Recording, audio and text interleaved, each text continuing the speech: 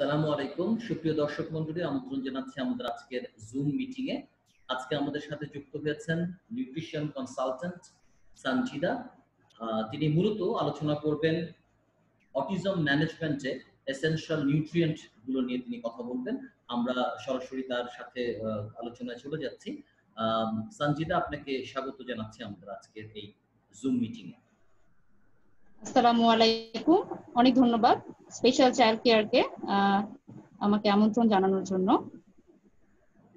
এবং প্রথমেই আলোচনার শুরুতে আমি আপনাকে রিকোয়েস্ট করব আপনার নিজের সম্পর্কে কিছুটা বলার, যে কোথায় কাজ করছেন এখন এবং কিভাবে আপনি অটিজম বাচ্চাদের সাথে আপনার সম্পৃক্ততাটা কি সেটা কিছুটা আমরা শুনবো, তারপর আমরা মূল আলোচনায় চলে যাব।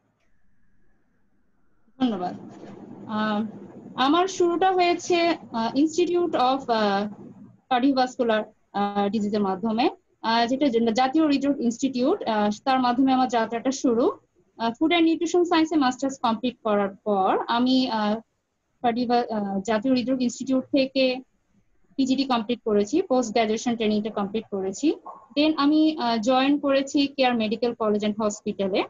এখন সেটা care medical college and hospital, কিন্তু প্রথমে সেটা কেয়ার হসপিটাল ছিল এবং দুটো হসপিটাল ছিল, একটি আসাদ গেটে আর একটি কলেজ গেটে। কলেজ গেটেটা হচ্ছে কেয়ার স্পেশালাইজ হসপিটাল। দুটো হসপিটালেই আলহামদুলিল্লাহ আমি পেশেন্ট ম্যানেজ করেছি। খুব ভালো একটা এক্সপিরিয়েন্স ছিল, দীর্ঘদিন আমি ওখানে কাজ করেছি, পাশাপাশি আমি প্র্যাকটিস করেছি, চেম্বার করেছি। সেখান থেকে আমার যাওয়া হচ্ছে ঢাকা মেডিকেলে Institute of Burn and Plastic সার্জারিতে। সেখানেও অনেক দীর্ঘ সময় আমি কাজ করেছি এবং সেখানকার এক্সপিরিয়েন্সও অনেক ভিন্ন। বার্ন পেশেন্টদের নিয়ে কাজ করেছি, ট্রমা পেশেন্টদের নিয়ে কাজ করেছি। দীর্ঘদিন আমি একটি প্রজেক্টে ছিলাম, খুব ভালো সময় কেটেছে, অনেক ধরনের এক্সপিরিয়েন্স হয়েছে। সেখান থেকে আমার আসলে চলে আসা অটিজম বাচ্চাদের নিয়ে কাজ করা, এবং আমি সে কাজটা শুরু করেছি নিউরোজেনের মাধ্যমে। এখন বর্তমানে নিউরোজেন চিলড্রেন্স হেলথ কেয়ার নামে পরিচিত। সেখানে বেশিরভাগ পেশেন্ট গুলোই হচ্ছে আমরা এনডিডি পেশেন্ট গুলো সার্ভিস দিয়ে থাকি, যার মধ্যে অটিজম বাচ্চাদের হারটাই অনেক বেশি, এবং সেই সুবাদে অটিজম বাচ্চাদের নিয়ে আমার অনেক বড় একটা এক্সপিরিয়েন্স। আলহামদুলিল্লাহ কাজ করছি এবং করে যাব ইনশাআল্লাহ।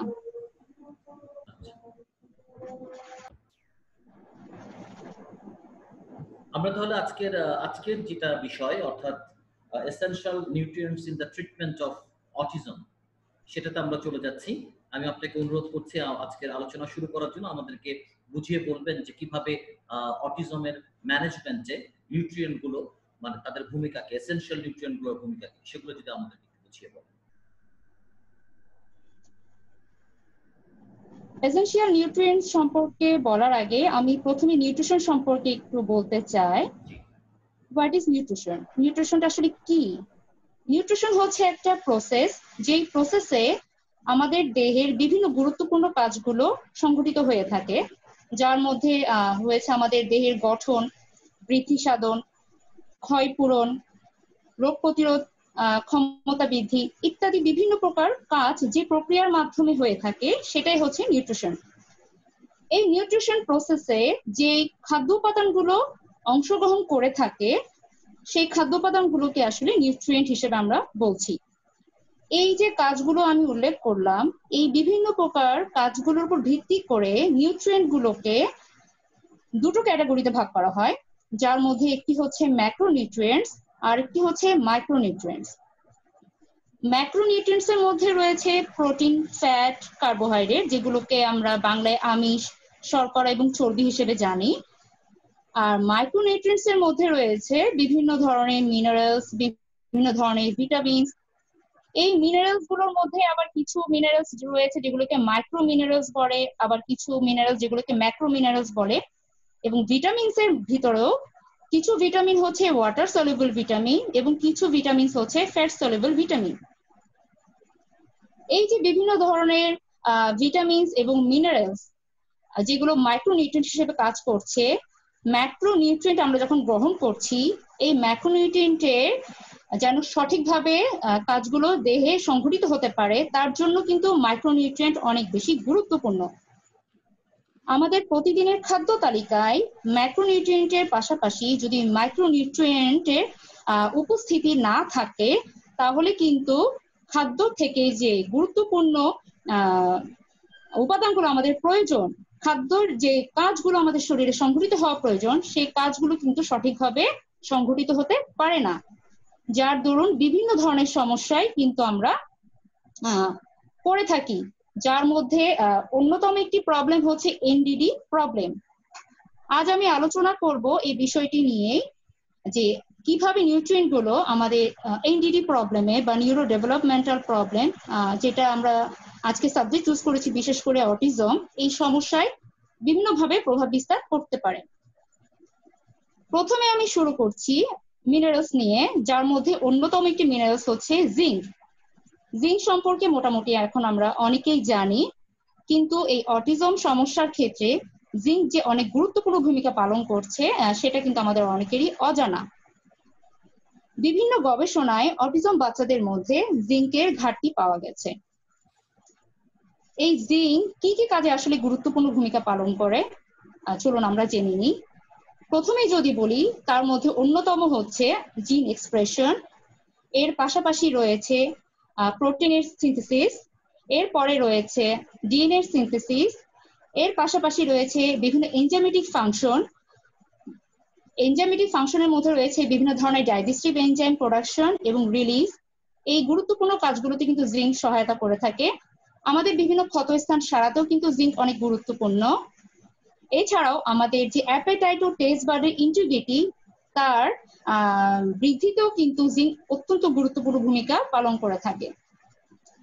আর অটিজমের কথা বলতে গেলেই যে জিনিসটা আসলে প্রথমে চলে আসে সেটা হচ্ছে ক্যাসিন এবং গ্লুটেন, যেটা নিয়ে আমি অবশ্যই কথা বলবো, কিন্তু এখন খুব সংক্ষেপে আমি এটা নিয়ে বলছি যে যদি কোনো অটিজম বাচ্চার মধ্যে ক্যাসিন এবং গ্লুটেন যে প্রোটিন, এটা ডাইজেশনের প্রবলেম থাকে, তখন এই জাতীয় খাবারগুলো সে যদি গ্রহণ করে থাকে, তাহলে এই মাইল্ড ডাইজেশনের ফলে বিভিন্ন ধরনের বাই প্রোডাক্ট তৈরি হয়। এই বাই প্রোডাক্ট গুলোকে আসলে ওপিওইডস বলা হয়ে থাকে। এই ওপিওইডস গুলো আসলে ব্রেন টিস্যুকে বিভিন্নভাবে হ্যাম্পার করে থাকে। জিঙ্ক ব্রেন টিস্যু থেকে এই ওপিওইডস গুলোকে এবং এর পাশাপাশি বিভিন্ন টক্সিক মার্কারই আমাদের শরীরে বিভিন্নভাবে প্রবেশ করে থাকে, এগুলোকে আমাদের ব্রেন থেকে নিঃসরণের ক্ষেত্রে জিঙ্ক খুব গুরুত্বপূর্ণ ভূমিকা পালন করে থাকে। জিঙ্কের পরে আমি আসছি ম্যাগনেসিয়াম, খুব গুরুত্বপূর্ণ একটি মিনারেল। বিভিন্নভাবে আসলে আমাদের খাবারে এগুলোর ঘাটতি হয়ে থাকে, আসলে ইচ্ছাপূর্বক হয় না, অনিচ্ছাপূর্বকই আসলে হয়ে যায়, শুধুমাত্র কিছু ইনফরমেশন আমরা না জানার কারণে। ম্যাগনেসিয়ামও অন্যান্য মিনারেলসের মতো খুবই গুরুত্বপূর্ণ, যার মধ্যে অন্যতম হচ্ছে জিন মেইনটেনেন্স, এর পাশাপাশি রয়েছে এনার্জি ক্রিয়েশনের ক্ষেত্রে, প্রোটিনের ফরমেশনের ক্ষেত্রে, এর পরেও আরো যে গুরুত্বপূর্ণ যে ব্যাপারটি রয়েছে নিউরো ট্রান্সমিটার রেগুলেশনের ক্ষেত্রে ম্যাগনেসিয়াম অত্যন্ত গুরুত্বপূর্ণ ভূমিকা পালন করে থাকে। জিঙ্ক আর ম্যাগনেসিয়ামের পরে যে আরেকটি গুরুত্বপূর্ণ মিনারেলস অটিজম বাচ্চাদের জন্য গুরুত্বপূর্ণ, বিশেষ করে তার মধ্যে রয়েছে আয়রন। খুব গুরুত্বপূর্ণ আসলে আয়রনের ব্যাপারটি আমরা সবাই মোটামুটি জানি, কিন্তু দেখা যায় যে আয়রন ফুড আমরা কিন্তু ইনটেক করছি, কিন্তু এর প্রপার অ্যাবজর্পশন আসলে আমাদের হয়ে ওঠে না। আসলে আমাদের দেহে কোনো নিউট্রিয়েন্টই সিঙ্গেল কাজ করতে পারে না, একটা নিউট্রিয়েন্টের কাজের জন্য আরেকটা নিউট্রিয়েন্টের প্রয়োজন হয়। যখনই আমি প্রপার কম্বিনেশন করতে পারবো, তখনই কিন্তু এই খাদ্য উপাদানগুলোর কাজ পরিলক্ষিত হবে, একদম লক্ষণীয়ভাবে আমরা কিন্তু দেখতে পাবো। আয়রন বাচ্চার ব্রেন ডেভেলপমেন্টে অত্যন্ত গুরুত্বপূর্ণ। আয়রন আমাদের দেহে কোফ্যাক্টর হিসেবে কাজ করে থাকে। আর্লি লাইফে যদি আয়রনের ডেফিসিয়েন্সি দেখা দেয়, তাহলে কিন্তু একটা শিশুর ডেভেলপমেন্টাল ডিলে হওয়ার সম্ভাবনা থাকে। আয়রন কিভাবে কাজ করছে? আমাদের দেহে অক্সিজেনের যে পরিবহন হয়ে থাকে, আমরা তো অক্সিজেন গ্রহণ করে থাকি শ্বাস প্রশ্বাসের মাধ্যমে, অক্সিজেনের পরিবহন হচ্ছে বিভিন্ন ভাইটাল অর্গানগুলোতে, যার মধ্যে লাংস রয়েছে 1 নম্বরে, তারপর হার্ট রয়েছে, মাসেল রয়েছে এবং ব্রেইনও রয়েছে। যখন আমাদের দেহে আয়রনের ঘাটতি দেখা দেবে, অর্থাৎ খাবার থেকে যদি সাফিসিয়েন্ট পরিমাণে আমরা আয়রন ইনটেক না করতে পারি বা কোনো কারণে অ্যাবজর্ব ঠিক মতো না হয়, তখন কিন্তু এই অক্সিজেনের পরিবহন কিন্তু বাধাগ্রস্ত হবে, কারণ এই অক্সিজেনের পরিবহনে আয়রন সহায়তা করে থাকে। তাহলে যদি অক্সিজেনের পরিবহন ব্যাহত হয় তাহলে যে সমস্যাগুলো তৈরি হবে, প্রথমেই নিউরোলজিক্যাল ডেভেলপমেন্টের প্রবলেম হবে, তারপর আমাদের এনার্জি ঠিক মতো প্রডিউস হবে না, তারপর আমাদের ব্রিদিং এর প্রবলেম হতে পারে, শ্বাস প্রশ্বাসের প্রবলেম হতে পারে, বিভিন্ন ধরনের সমস্যা হতে পারে, রোগ প্রতিরোধ ক্ষমতাও কমে যাবে, এবং বাচ্চার হচ্ছে ব্রেইন ডেভেলপমেন্টের বিভিন্ন ধরনের প্রবলেম দেখা দেবে। আয়রনের পরে আরেকটি গুরুত্বপূর্ণ মিনারেলস হচ্ছে আয়োডিন। আয়োডিন সম্পর্কে আমরা সবাই মোটামুটি অ্যাওয়ার, কিন্তু কোনো না কোনো ভাবে আয়োডিনের কিন্তু ঘাটতি আমাদের হয়েই যাচ্ছে। আয়োডিনও কিন্তু ব্রেইন ডেভেলপমেন্টে অত্যন্ত গুরুত্বপূর্ণ, শিশুদের জন্য তো অনেক বেশি গুরুত্বপূর্ণ। বাচ্চার আইকিউ ডেভেলপমেন্টের জন্য আমরা জানি আয়োডিন খুব ইম্পর্টেন্ট। এছাড়াও আয়োডিন যে গুরুত্বপূর্ণ কাজগুলো করে থাকে তার মধ্যে অন্যতম হচ্ছে বাচ্চার স্পিচ ডেভেলপমেন্টে কিন্তু আয়োডিন অত্যন্ত গুরুত্বপূর্ণ। এছাড়াও কগনিটিভ যে বিভিন্ন স্কিলস গুলো আছে, এই স্কিলস গুলোর প্রসারও কিন্তু আয়োডিন কাজ করে থাকে। তাহলে খাবারে যদি আয়োডিনের ঘাটতি থাকে, আমাদের দেহে যদি আয়োডিনের ঘাটতি হয়, তাহলে কিন্তু এই কাজগুলো বাধাগ্রস্ত হতে পারে। আয়োডিনের পর আরেকটি গুরুত্বপূর্ণ মিনারেলস হচ্ছে সেলেনিয়াম। সেলেনিয়াম খুব গুরুত্বপূর্ণ অন্যান্য মিনারেলস এর মতোই, এবং এর মধ্যে যে ফাংশন গুলো গুরুত্বপূর্ণ তার মধ্যে হচ্ছে যে থাইরয়েড ফাংশনিং এ সেলেনিয়াম খুব গুরুত্বপূর্ণ ভূমিকা পালন করে থাকে, যেটা আমি একটু আগে আলোচনা করছিলাম আয়োডিনের কথা। আয়োডিনটা কিন্তু আমাদের ইম্পর্টেন্ট হচ্ছে থাইরয়েড ফাংশনিং এর জন্য, এবং এই থাইরয়েড ফাংশনিং এ আয়োডিনের পাশাপাশি কিন্তু সেলেনিয়ামও খুব গুরুত্বপূর্ণ ভূমিকা পালন করে থাকে। এছাড়াও সেলেনিয়াম যে আরো যে কাজগুলো করে থাকে, যে অক্সিডেটিভ স্ট্রেস, এটা আমি পরবর্তীতে আলোচনায় নিয়ে আসছি। এই অক্সিডেটিভ স্ট্রেসকে প্রিভেন্ট করতেও সেলেনিয়াম অত্যন্ত গুরুত্বপূর্ণ। এছাড়াও আমাদের ইমিউন সিস্টেমকে স্ট্রং করতে, বুস্ট করতে সেলেনিয়াম সহায়তা করে থাকে। অনেকগুলো মিনারেলস রয়েছে, কিন্তু যে মিনারেলস গুলো অটিজমের ক্ষেত্রে খুব গুরুত্বপূর্ণ ভূমিকা পালন করে থাকে, আমি সেগুলোকে এখানে নিয়ে এসেছি। মিনারেলস এর পরে আমি আসছি ভিটামিনস এর ক্ষেত্রে। কোন কোন ভিটামিনস গুলো আসলে খুব বেশি ইম্পর্টেন্ট একটা শিশুর ক্ষেত্রে, এবং বিশেষ করে অটিজম আক্রান্ত বাচ্চার ক্ষেত্রে। প্রথমে আমি বলবো ভিটামিন এ এর কথা। আমরা জানি যে আমাদের প্রতিদিনের খাদ্য তালিকায় শাকসবজি থাকে, কিন্তু বিভিন্ন কারণে কিন্তু দেখা যাচ্ছে যে এই ভিটামিন এ আমরা অ্যাবজর্ব করতে পারছি না। আমাদের প্রতিদিনের শাকসবজি, ফল মূল, মাছ, মাংস, বিভিন্ন সোর্স থেকে কিন্তু আমরা ভিটামিন এ পাচ্ছি। এই ভিটামিন এ অটিজমের অন্যতম কিন্তু কারণ হতে পারে যদি ঘাটতি থাকে, এবং এই ঘাটতিটা কিন্তু শুধুমাত্র শিশুর মধ্যে না, এই ঘাটতিটা কিন্তু শুরু হতে পারে যখন মায়ের গর্ভে একটা শিশু শুরু হয়, সেখান থেকে। এই জন্য কিন্তু মায়ের গর্ভ থেকে আমাদের চিন্তা করতে হবে যে একটা বাচ্চা প্রপার নিউট্রিশন পাচ্ছে নাকি। ভিটামিন এ কেন গুরুত্বপূর্ণ? ভিটামিন এ গুরুত্বপূর্ণ এই কারণে, আমাদের দেহে গুরুত্বপূর্ণ একটি প্রোটিন হচ্ছে জি আলফা প্রোটিন, যেটাকে আমরা রেটিনোয়েড রিসেপ্টর প্রোটিন হিসেবে জেনে থাকি। এই ভিটামিন এর যদি ঘাটতি হয়, তখন এই জি আলফা প্রোটিনটা কিন্তু প্রপারলি ফাংশনিং করতে পারে না। জি আলফা প্রোটিন কেন গুরুত্বপূর্ণ? জি আলফা প্রোটিন আমাদের ল্যাঙ্গুয়েজ প্রসেসিং এর জন্য গুরুত্বপূর্ণ, অ্যাটেনশনের জন্য গুরুত্বপূর্ণ, সেন্সরি পারসেপশনের জন্য গুরুত্বপূর্ণ। এই কাজগুলো কিন্তু ভিটামিনের অভাবে হতে পারে না। ভিটামিনের পরে যদি আমি আসি, তাহলে বলবো ভিটামিন ডি এর কথা। বিভিন্ন গবেষণায় ভিটামিন ডি এর ঘাটতির কথা কিন্তু বারবার উঠে এসেছে। অটিজম আক্রান্ত বাচ্চাদের মধ্যে ভিটামিন ই ডেফিসিয়েন্সি কিন্তু বিভিন্ন গবেষণায় উঠে এসেছে। ভিটামিন ডির মেইন সোর্সটা কিন্তু আমরা জানি যে সূর্যের আলো। একটা ভুল ধারণা আছে যে সূর্যের আলো থেকে আমরা ভিটামিন ডি পাই, ব্যাপারটা কিন্তু তা না। সূর্যের আলোতে আমাদের স্কিনের নিচে ভিটামিন ডি এর প্রোডাকশনটা সাফিসিয়েন্টলি হতে পারে, প্রপারলি হতে পারে। এই জন্য আমাদের সান এক্সপোজারটা অনেক বেশি ইম্পর্টেন্ট। এই ভিটামিন ডি এরও যদি ঘাটতি হয়ে থাকে, শুধু একটা ভিটামিন, আমি যেটা বলছিলাম যে কোনো সিঙ্গেল নিউট্রিয়েন্ট কিন্তু একটা কাজ করতে পারে না, একটার সাথে কিন্তু একটা লিঙ্কড। অন্যান্য ভিটামিনস, মিনারেলস এর সাথে ভিটামিন ডি এরও যদি ঘাটতি হয়ে থাকে, তখনও কিন্তু বিভিন্ন ধরনের এনডিডি প্রবলেম হতে পারে। ভিটামিন ডি এর যদি হাই ডোজ আমরা অ্যাপ্লাই করতে পারি, বিভিন্ন গবেষণায় দেখা গেছে, তাহলে কিন্তু অটিজম আক্রান্ত বাচ্চাদের মধ্যে খুব পজিটিভ ইফেক্ট পাওয়া যায়। ভিটামিন ডি এর পরে আমি আসছি ভিটামিন সি এর ক্ষেত্রে। ভিটামিন সি খুব ইম্পর্টেন্ট একটা ভিটামিন, এটা একটা ওয়াটার সলিউবল ভিটামিন। আমাদের প্রতিদিনই আসলে এটা ইনটেক করতে হবে, কারণ ওয়াটার সলিউবল যে ভিটামিন গুলো আছে, আমি এখন ওয়াটার সলিউবলে চলে এসেছি। এর আগে আমি ভিটামিন এ এবং ডি সম্পর্কে বলেছি, এগুলো ছিল ফ্যাট সলিউবল ভিটামিন। এই ভিটামিন গুলো কিছু মাত্রায় কিন্তু আমাদের শরীরে একটা নির্দিষ্ট সময়ের জন্য কিন্তু স্টোর থাকে, কিন্তু ওয়াটার সলিউবল ভিটামিন গুলো কিন্তু আমরা স্টোর করতে পারি না। এটা প্রতিদিনের ইনটেক আমাদের প্রতিদিনকে নিতে হবে। এই ভিটামিন সি এর যদি ঘাটতি হয়, তাহলে আমি অন্যান্য যে খাবারগুলো খেলাম প্রত্যেকটা খাবারের কাজগুলোই কিন্তু হ্যাম্পার হয়ে যাচ্ছে ভিটামিন সি এর অভাবে। এই ভিটামিনটা অনেক বেশি গুরুত্বপূর্ণ। ভিটামিন সি এর সোর্স গুলো সম্পর্কে আমরা খুব ভালোভাবে এখন জানি।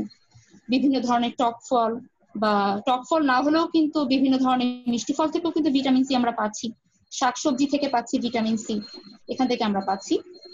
এই ভিটামিন সি আমাদের শিশুদের জন্য এবং বিশেষ করে অটিজম আক্রান্ত বাচ্চাদের জন্য খুব বেশি ইম্পর্টেন্ট, কারণ গ্লুটাথায়ন নামক একটি অ্যান্টিঅক্সিডেন্টের প্রোডাকশনের ক্ষেত্রে ভিটামিন সি খুব গুরুত্বপূর্ণ। এই গ্লুটাথায়ন নিয়ে আমি পরে বিশদ আলোচনা করব ইনশাআল্লাহ। ভিটামিন সি এর পরে যদি বলতে চাই, তাহলে খুব গুরুত্বপূর্ণ একটি ওয়াটার সলিউবল ভিটামিন, সেটা হচ্ছে ভিটামিন বি6।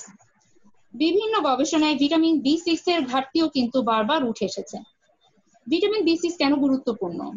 বেটার আই কন্ট্যাক্টের জন্য, স্পিচ ডেভেলপমেন্টের জন্য, সেলফ স্টিমুলেটরি যে বিহেভিয়ার গুলো আছে এগুলো ডেভেলপমেন্টের জন্য ভিটামিন 6 খুব বেশি ইম্পর্টেন্ট।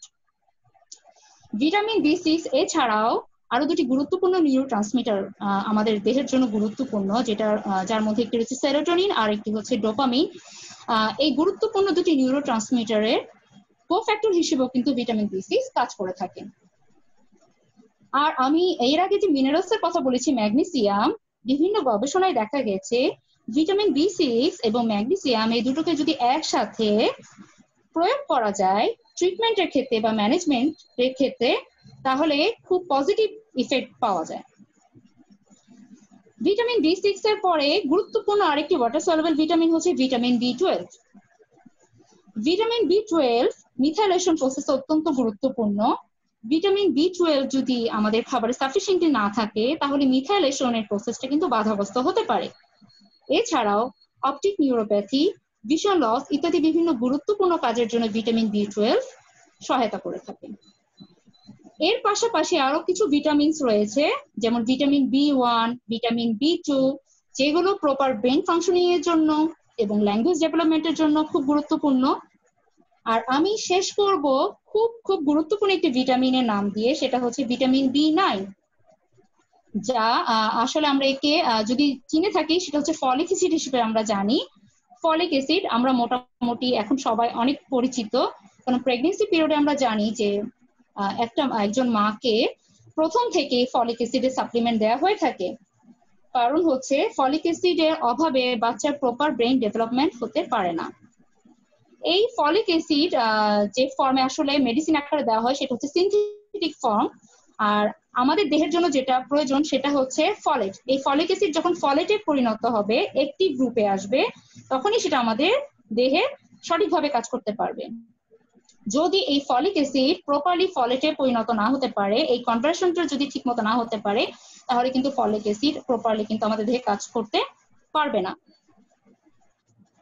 এই ফলিক অ্যাসিডকে আমরা আসলে বি9 হিসেবেও চিনে থাকি, এবং এটার একটি ফর্ম হচ্ছে যদি আমরা আরো ইলাবোরেট করে বলি তাহলে হচ্ছে 5-মিথাইল টেট্রাহাইড্রোফলেট। এই হচ্ছে টোটাল গুরুত্বপূর্ণ নিউট্রিয়েন্টস, মাইক্রোনিউট্রিয়েন্টস, যেগুলো একটি শিশুর জন্য এবং বিশেষ করে অটিজম আক্রান্ত বাচ্চার জন্য খুব বেশি গুরুত্বপূর্ণ। এরপর আমি আসবো খুব গুরুত্বপূর্ণ কিছু বিষয় নিয়ে, যার মধ্যে রয়েছে প্রথমেই মিথাইলেশন, যেটা আমি বলছিলাম যে মিথাইলেশন সম্পর্কে বলবো। প্রথমেই হচ্ছে মিথাইলেশন, এরপর আমি আসবো গ্লুটাথায়ন সম্পর্কে, এরপর আমি বলবো অক্সিডেটিভ স্ট্রেস সম্পর্কে, এরপর আমি বলবো মাইটোকন্ড্রিয়াল ডিসঅর্ডার সম্পর্কে, এরপর আমি আসবো লিকি গাট সিনড্রোম সম্পর্কে। এই যে আমি টার্মগুলো উল্লেখ করেছি, বিভিন্ন গবেষণায় কিন্তু উঠে এসছে এই টার্মগুলোই যে বিভিন্ন সময়ে এই বাচ্চাদের মধ্যে এই প্রবলেম গুলো কিন্তু দেখা গেছে, এদের মধ্যে ডেফিসিয়েন্সি দেখা গেছে, বিভিন্ন ফরমেশন ঠিক মতো হয় না, তাতে ল্যাকিংস হয়েছে, যে উপাদানগুলো প্রয়োজন দরকার সেই উপাদানগুলো দেখা যাচ্ছে যে সাফিসিয়েন্টলি নেই, বা যেগুলো দরকার নেই সেগুলো অনেক বেশি বেড়ে গেছে। এখন আলোচনায় সেই জিনিসগুলো উঠে আসবে। তাহলে প্রথমেই শুরু করছি মিথাইলেশন নিয়ে।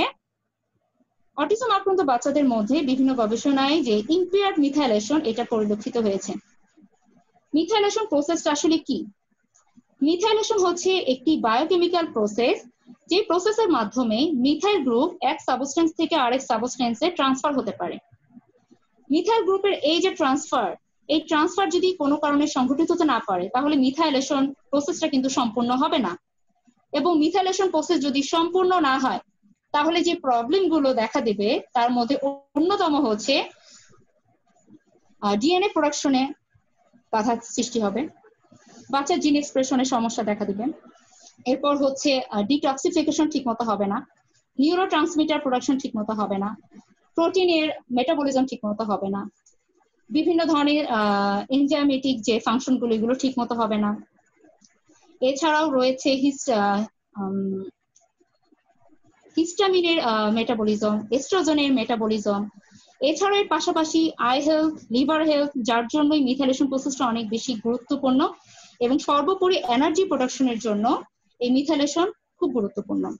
তাহলে এই যে গুরুত্বপূর্ণ কাজগুলো আমি উল্লেখ করলাম, যদি মিথাইলেশন প্রসেসটা পরিপূর্ণভাবে সংঘটিত না হয়, তাহলে এই কাজগুলো কিন্তু আমরা মানে এই উপকারিতাগুলি কিন্তু আমরা পাচ্ছি না। এই মিথাইলেশন প্রসেসটা যেন সম্পূর্ণভাবে হতে পারে, তার জন্য যে নিউট্রিয়েন্টস গুলো গুরুত্বপূর্ণ, তার মধ্যে প্রথমেই হচ্ছে ফলিক অ্যাসিড। আরো যদি পরিষ্কার করে বলতে হয় তাহলে হচ্ছে মিথাইল টেট্রাহাইড্রোফলেট 5 মিথাইল টেট্রাহাইড্রোফলেট 5 NTHF নামে এটা আমরা জেনে থাকি, যেটা হচ্ছে ফলিক অ্যাসিডের একটি ফর্ম বা ফলেট হিসেবে আমরা বলে থাকি। খুব গুরুত্বপূর্ণ মিথাইলেশন প্রসেসটাকে সম্পূর্ণ করার জন্য। এই মিথাইলেশন প্রসেসের জন্য এই যে ফলিক অ্যাসিডের ইম্পর্টেন্ট বা ফলেটের যে ইম্পর্টেন্স, যদি আমাদের খাবারের মাধ্যমে আমরা সাফিসিয়েন্টলি এটা না দিতে পারি, আমাদের উপস্থিতি না থাকে, তাহলে কিন্তু আমাদের মিথাইলেশন প্রসেস সম্পূর্ণ হবে না। প্রথমেই হচ্ছে গুরুত্বপূর্ণ হচ্ছে এই একটি ফলেটের উপস্থিতি। এই ফলেটের পাশাপাশি আরো যে সকল নিউট্রিয়েন্টস গুলো মিথাইলেশন প্রসেসের জন্য কাজ করে থাকে, তার মধ্যে রয়েছে একটি ভিটামিন B12, একটি ভিটামিন B6, একটি ভিটামিন B2, ম্যাগনেসিয়াম এন্ড হচ্ছে ভিটামিন ডি। তাহলে কিন্তু দেখা যাচ্ছে একটা মিথাইলেশন প্রসেসের জন্য কিন্তু অনেকগুলো নিউট্রিয়েন্টস কাজ করছে। প্রথমেই গুরুত্বপূর্ণ হচ্ছে একটি ফলেটের, কিন্তু এর পাশাপাশি এই নিউট্রিয়েন্টস গুলোর যদি অভাব হয়ে থাকে, তাহলেও কিন্তু মিথাইলেশন প্রসেসটা সঠিকভাবে হবে না। এরপর আসছি আমি গ্লুটাথায়নের ব্যাপারে। গ্লুটাথায়ন হচ্ছে একটি অ্যান্টিঅক্সিডেন্ট, এবং একে বলা হয় মাস্টার অফ অ্যান্টিঅক্সিডেন্ট। আমাদের দেহের জন্য যে অ্যান্টিঅক্সিডেন্ট গুলো গুরুত্বপূর্ণ ভূমিকা পালন করে থাকে, তার মধ্যে অন্যতম হচ্ছে গ্লুটাথায়ন। বিভিন্ন গবেষণায় অটিজম বাচ্চাদের মধ্যে এই গ্লুটাথায়নের প্রোডাকশনও কিন্তু কম পাওয়া গেছে, তাদের মধ্যে লেভেলটা অনেক কম দেখা গেছে। এই গ্লুটাথায়নের পরিমাণ বৃদ্ধি করতে যে জিনিসগুলো ইম্পর্টেন্ট, তার মধ্যে রয়েছে রেগুলার এক্সারসাইজ, সাফিসিয়েন্ট হচ্ছে স্লিপ, পর্যাপ্ত পরিমাণ ঘুম হতে হবে।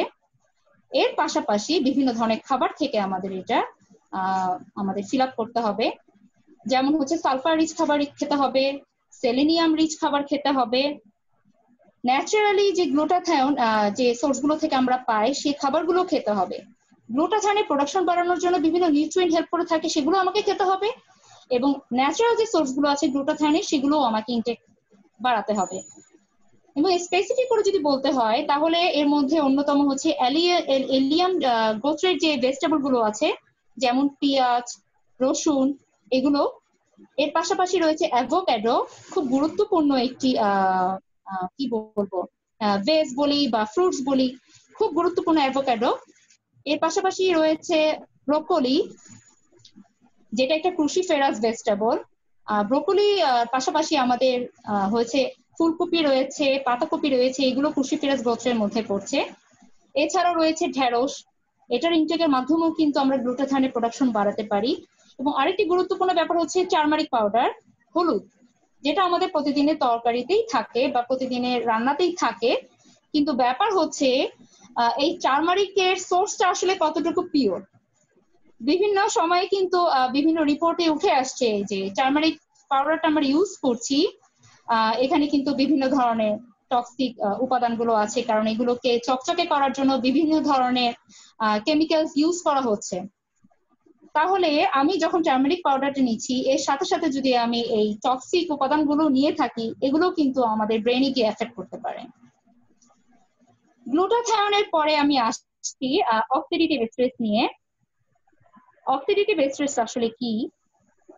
আমরা যখন খাদ্যদ্রব্য গ্রহণ করছি, এই খাদ্য উপাদানগুলো আমাদের ইন্টেস্টাইনে গিয়ে কিন্তু ডাইজেশন হচ্ছে বিভিন্ন ডাইজেস্টিভ এনজাইমের উপস্থিতিতে। তখন এই খাদ্যগুলো ভেঙে যে গুরুত্বপূর্ণ খাদ্য উপাদান আমাদের শরীরে দরকার, নিউট্রিয়েন্ট গুলো দরকার, সেগুলো কিন্তু ইন্টেস্টাইনের ওয়ালের মাধ্যমে শোষিত হয় এবং টক্সিক উপাদানগুলো কিন্তু ওখান থেকে সরিয়ে দেওয়া হয়, ওগুলোকে কিন্তু অ্যাবজর্ব হতে দেয় না ইন্টেস্টাইনাল ওয়াল। যদি কোনো কারণে ইন্টেস্টাইনাল ওয়ালের ভিতর দিয়ে এই টক্সিক উপাদানগুলো বা যে বাই প্রোডাক্টস গুলো তৈরি হচ্ছে ডাইজেশনের ফলে, যেগুলো আমাদের জন্য দরকার নেই, ওয়েস্ট প্রোডাক্ট গুলো, কোনো কারণে যদি ইন্টেস্টাইনাল ওয়াল ভেদ করে ফেলে, সেগুলো কিন্তু আমাদের ব্লাডে চলে যাবে এবং আমাদের বিভিন্ন অর্গানে চলে যাবে, যার মধ্যে অন্যতম হচ্ছে ব্রেইন।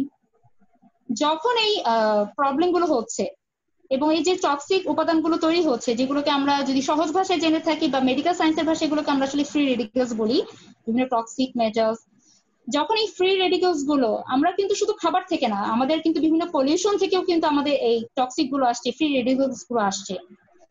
শরীরে একটা নির্দিষ্ট কিন্তু চাহিদা মানে ধারণ ক্ষমতা আছে, এই ধারণ ক্ষমতার থেকে যদি এই ফ্রি রেডিক্যালস বা টক্সিকের উপাদান যদি বেড়ে যায় এবং যে পরিমাণে নিঃসরণ করা দরকার, আমাদের শরীর থেকে বের করে দেওয়া দরকার, এই দুটার মধ্যে যখন আমাদের ব্যালেন্স হবে না, ইমব্যালেন্স তৈরি হবে, তখন যে কন্ডিশনটা আসলে তৈরি হয় সেটাই হচ্ছে অক্সিডেটিভ স্ট্রেস। অটিজম আক্রান্ত বাচ্চাদের মধ্যেও কিন্তু বিভিন্ন গবেষণায় অক্সিডেটিভ স্ট্রেসের কথা বারবার উঠে এসছে। এই অক্সিডেটিভ স্ট্রেসের জন্য কিন্তু আমাদের বিভিন্ন ধরনের ভিটামিনস এবং মিনারেলস গুরুত্বপূর্ণ। এই অক্সিডেটিভ স্ট্রেসের সাথে আরেকটি বিষয় যুক্ত, সেটা হচ্ছে লিকি গাট সিনড্রোম। লিকি গাট সিনড্রোমটা আসলে কি? আমি এই যে বলছিলাম যে খাদ্য উপাদান আমাদের ইন্টেস্টাইনে যায়, পায় স্টমাক থেকে গ্রহণের পর ইন্টেস্টাইনে গিয়ে ভেঙে গুরুত্বপূর্ণ উপাদানগুলো আমাদের দেহে শোষিত হয়। আমাদের যে ইন্টেস্টাইনাল ওয়াল, এটা কিন্তু খুব সুন্দর করে লাইনিং করা, টাইট থাকে, জাংশনটা অনেক টাইট থাকে, যেন গুরুত্বপূর্ণ উপাদানগুলি শোষিত হয় এবং অপ্রয়োজনীয় উপাদানগুলো যেন শোষিত হতে না পারে। কিন্তু কোনো কারণে যদি এই ওয়াল গুলোর ভেদ করে ফেলে টক্সিক মেটাল গুলো, তখনই সে যে কন্ডিশনটাকে, ওই কন্ডিশনটাকে আসলে বলা হচ্ছে লিকি গাট। যখনই লিক করছে এই গাটের ওয়ালটাকে, তখন সেটাকে বলা হচ্ছে লিকি গাট। এই লিকি গাট যে সিনড্রোম, এটা শুধু মাত্র যে খাদ্য উপাদান বা পলিউশনের কারণে তা না, আমাদের গাটে কিন্তু বিভিন্ন উপকারী ব্যাকটেরিয়া থাকে আমাদের ডাইজেশনকে ইমপ্রুভ করার জন্য। আমাদের গাট ব্যাকটেরিয়ার পরিমাণ যদি প্রয়োজনের তুলনায় কম থাকে এবং ভালো ব্যাকটেরিয়ার তুলনায় যদি খারাপ ব্যাকটেরিয়ার পরিমাণ বেশি থাকে, তখন কিন্তু এই লিকি গাট সিনড্রোমটা কিন্তু দেখা দিতে পারে। তাহলে অক্সিডেটিভ স্ট্রেসের সাথে কিন্তু লিকি গাটেরও কিন্তু একটা সম্পর্ক রয়েছে। এই লিকি গাট যে কন্ডিশনটা, এটা কেন হয়ে থাকে আসলে, এগুলো কিন্তু অলরেডি আমি উল্লেখ করেছি। আর একটা স্পেসিফিক ভাবে যদি বলি, আমাদের প্রতিদিনের খাবারে যদি এক্সেস অ্যামাউন্টের সুগার ইনটেক করে থাকি, ফ্রুক্টোজ ইনটেক করে থাকি, এবং আমরা যে খাবারগুলো খাচ্ছি সেটা যদি ব্যালেন্স না হয়, ইমব্যালেন্স হয়, প্রপার আমাদের প্রতিদিনের খাদ্যে যে পরিমাণ ফাইবার থাকা দরকার সেই ফাইবারটা যদি না থাকে, তাহলে কিন্তু এই কন্ডিশন গুলো ক্রিয়েট হতে পারে। এছাড়াও আরেকটি গুরুত্বপূর্ণ ব্যাপার হচ্ছে ইস্টের ওভারগ্রোথ। আমরা কিন্তু আমাদের প্রতিদিনের খাদ্য তালিকায় বিভিন্নভাবে ইস্ট গ্রহণ করে ফেলছি। আমরা যে বেকিং প্রোডাক্ট গুলো আমরা গঠন করে থাকি, বিভিন্ন ধরনের বেক প্রোডাক্ট, পাউরুটি বলি বা কুকিজ বলি, বিস্কিট বলি, বিভিন্ন ধরনের চিপস খায় বাচ্চারা, এই প্রোডাক্ট গুলোতে কিন্তু ইস্ট ক্যারি করে। আমাদের গাছে কিন্তু এমনিতেই ইস্ট থাকে, এরপরেও যদি আমরা খাদ্যের মাধ্যমে অতিরিক্ত ইস্ট গ্রহণ করে ফেলি, তখন কিন্তু এখানে একটা ইমব্যালেন্স তৈরি হয়ে থাকে, যার কারণেও কিন্তু লিকি গাট সিনড্রোম দেখা দিতে পারে। লিকি গাটের পর আরেকটি যে বিষয় গুরুত্বপূর্ণ, সেটা হচ্ছে মাইটোকন্ড্রিয়াল ডিসঅর্ডার।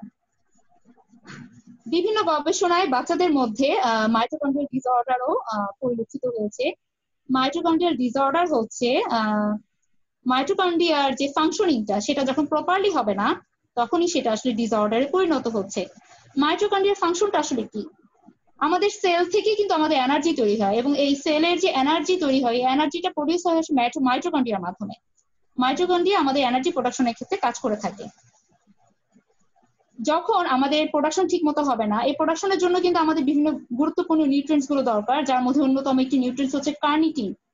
এই কার্নিটিন লং চেইন যে ফ্যাটি অ্যাসিড গুলো আছে, এই লং চেইন ফ্যাটি অ্যাসিড গুলোকে মাইটোকন্ড্রিয়াতে ট্রান্সফারের ক্ষেত্রে সহায়তা করে থাকে, এবং মাইটোকন্ড্রিয়ায় যে বিভিন্ন ধরনের টক্সিক উপাদানগুলো তৈরি হয়, সেগুলোকে কিন্তু টক্সিক যে অর্গানিক অ্যাসিড গুলো তৈরি হয়, এগুলোকে নিঃসরণের ক্ষেত্রেও কিন্তু কাজ করে থাকে। যদি আমাদের খাদ্যে কার্নিটিনের অভাব থাকে, পাশাপাশি অন্যান্য গুরুত্বপূর্ণ উপাদানগুলোর অভাব থাকে, তখন কিন্তু মাইটোকন্ড্রিয়া প্রপারলি ফাংশনিং করতে পারবে না, যার দরুন কিন্তু মাইটোকন্ড্রিয়াল ডিসঅর্ডারও দেখা দিতে পারে। এই হচ্ছে মোটামুটি যে ইস্যুগুলো আসলে দেখা যায় একজন অটিজম বাচ্চার মধ্যে, যে প্রবলেমগুলো আসলে উঠে আসছে বিভিন্ন সময় বিভিন্ন গবেষণায়।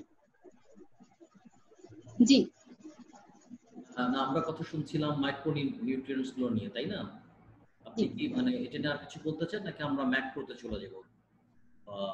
আচ্ছা, ম্যাক্রোর কথাগুলো যেটা আমি বলছিলাম, যে যেগুলো আসলে ম্যাক্রো, আসলে ব্যাপারটা হচ্ছে যেই উপাদানগুলো, খাদ্য উপাদানগুলো আমাদের দেহে বেশি পরিমাণে প্রয়োজন, সেগুলোই হচ্ছে ম্যাক্রো, এবং যেগুলো কম পরিমাণে প্রয়োজন সেগুলো হচ্ছে মাইক্রো। এই যে আমি এতক্ষণ যে বিষয়গুলো নিয়ে আলোচনা করছিলাম, এগুলো কিন্তু মাইক্রোনিউট্রিয়েন্ট।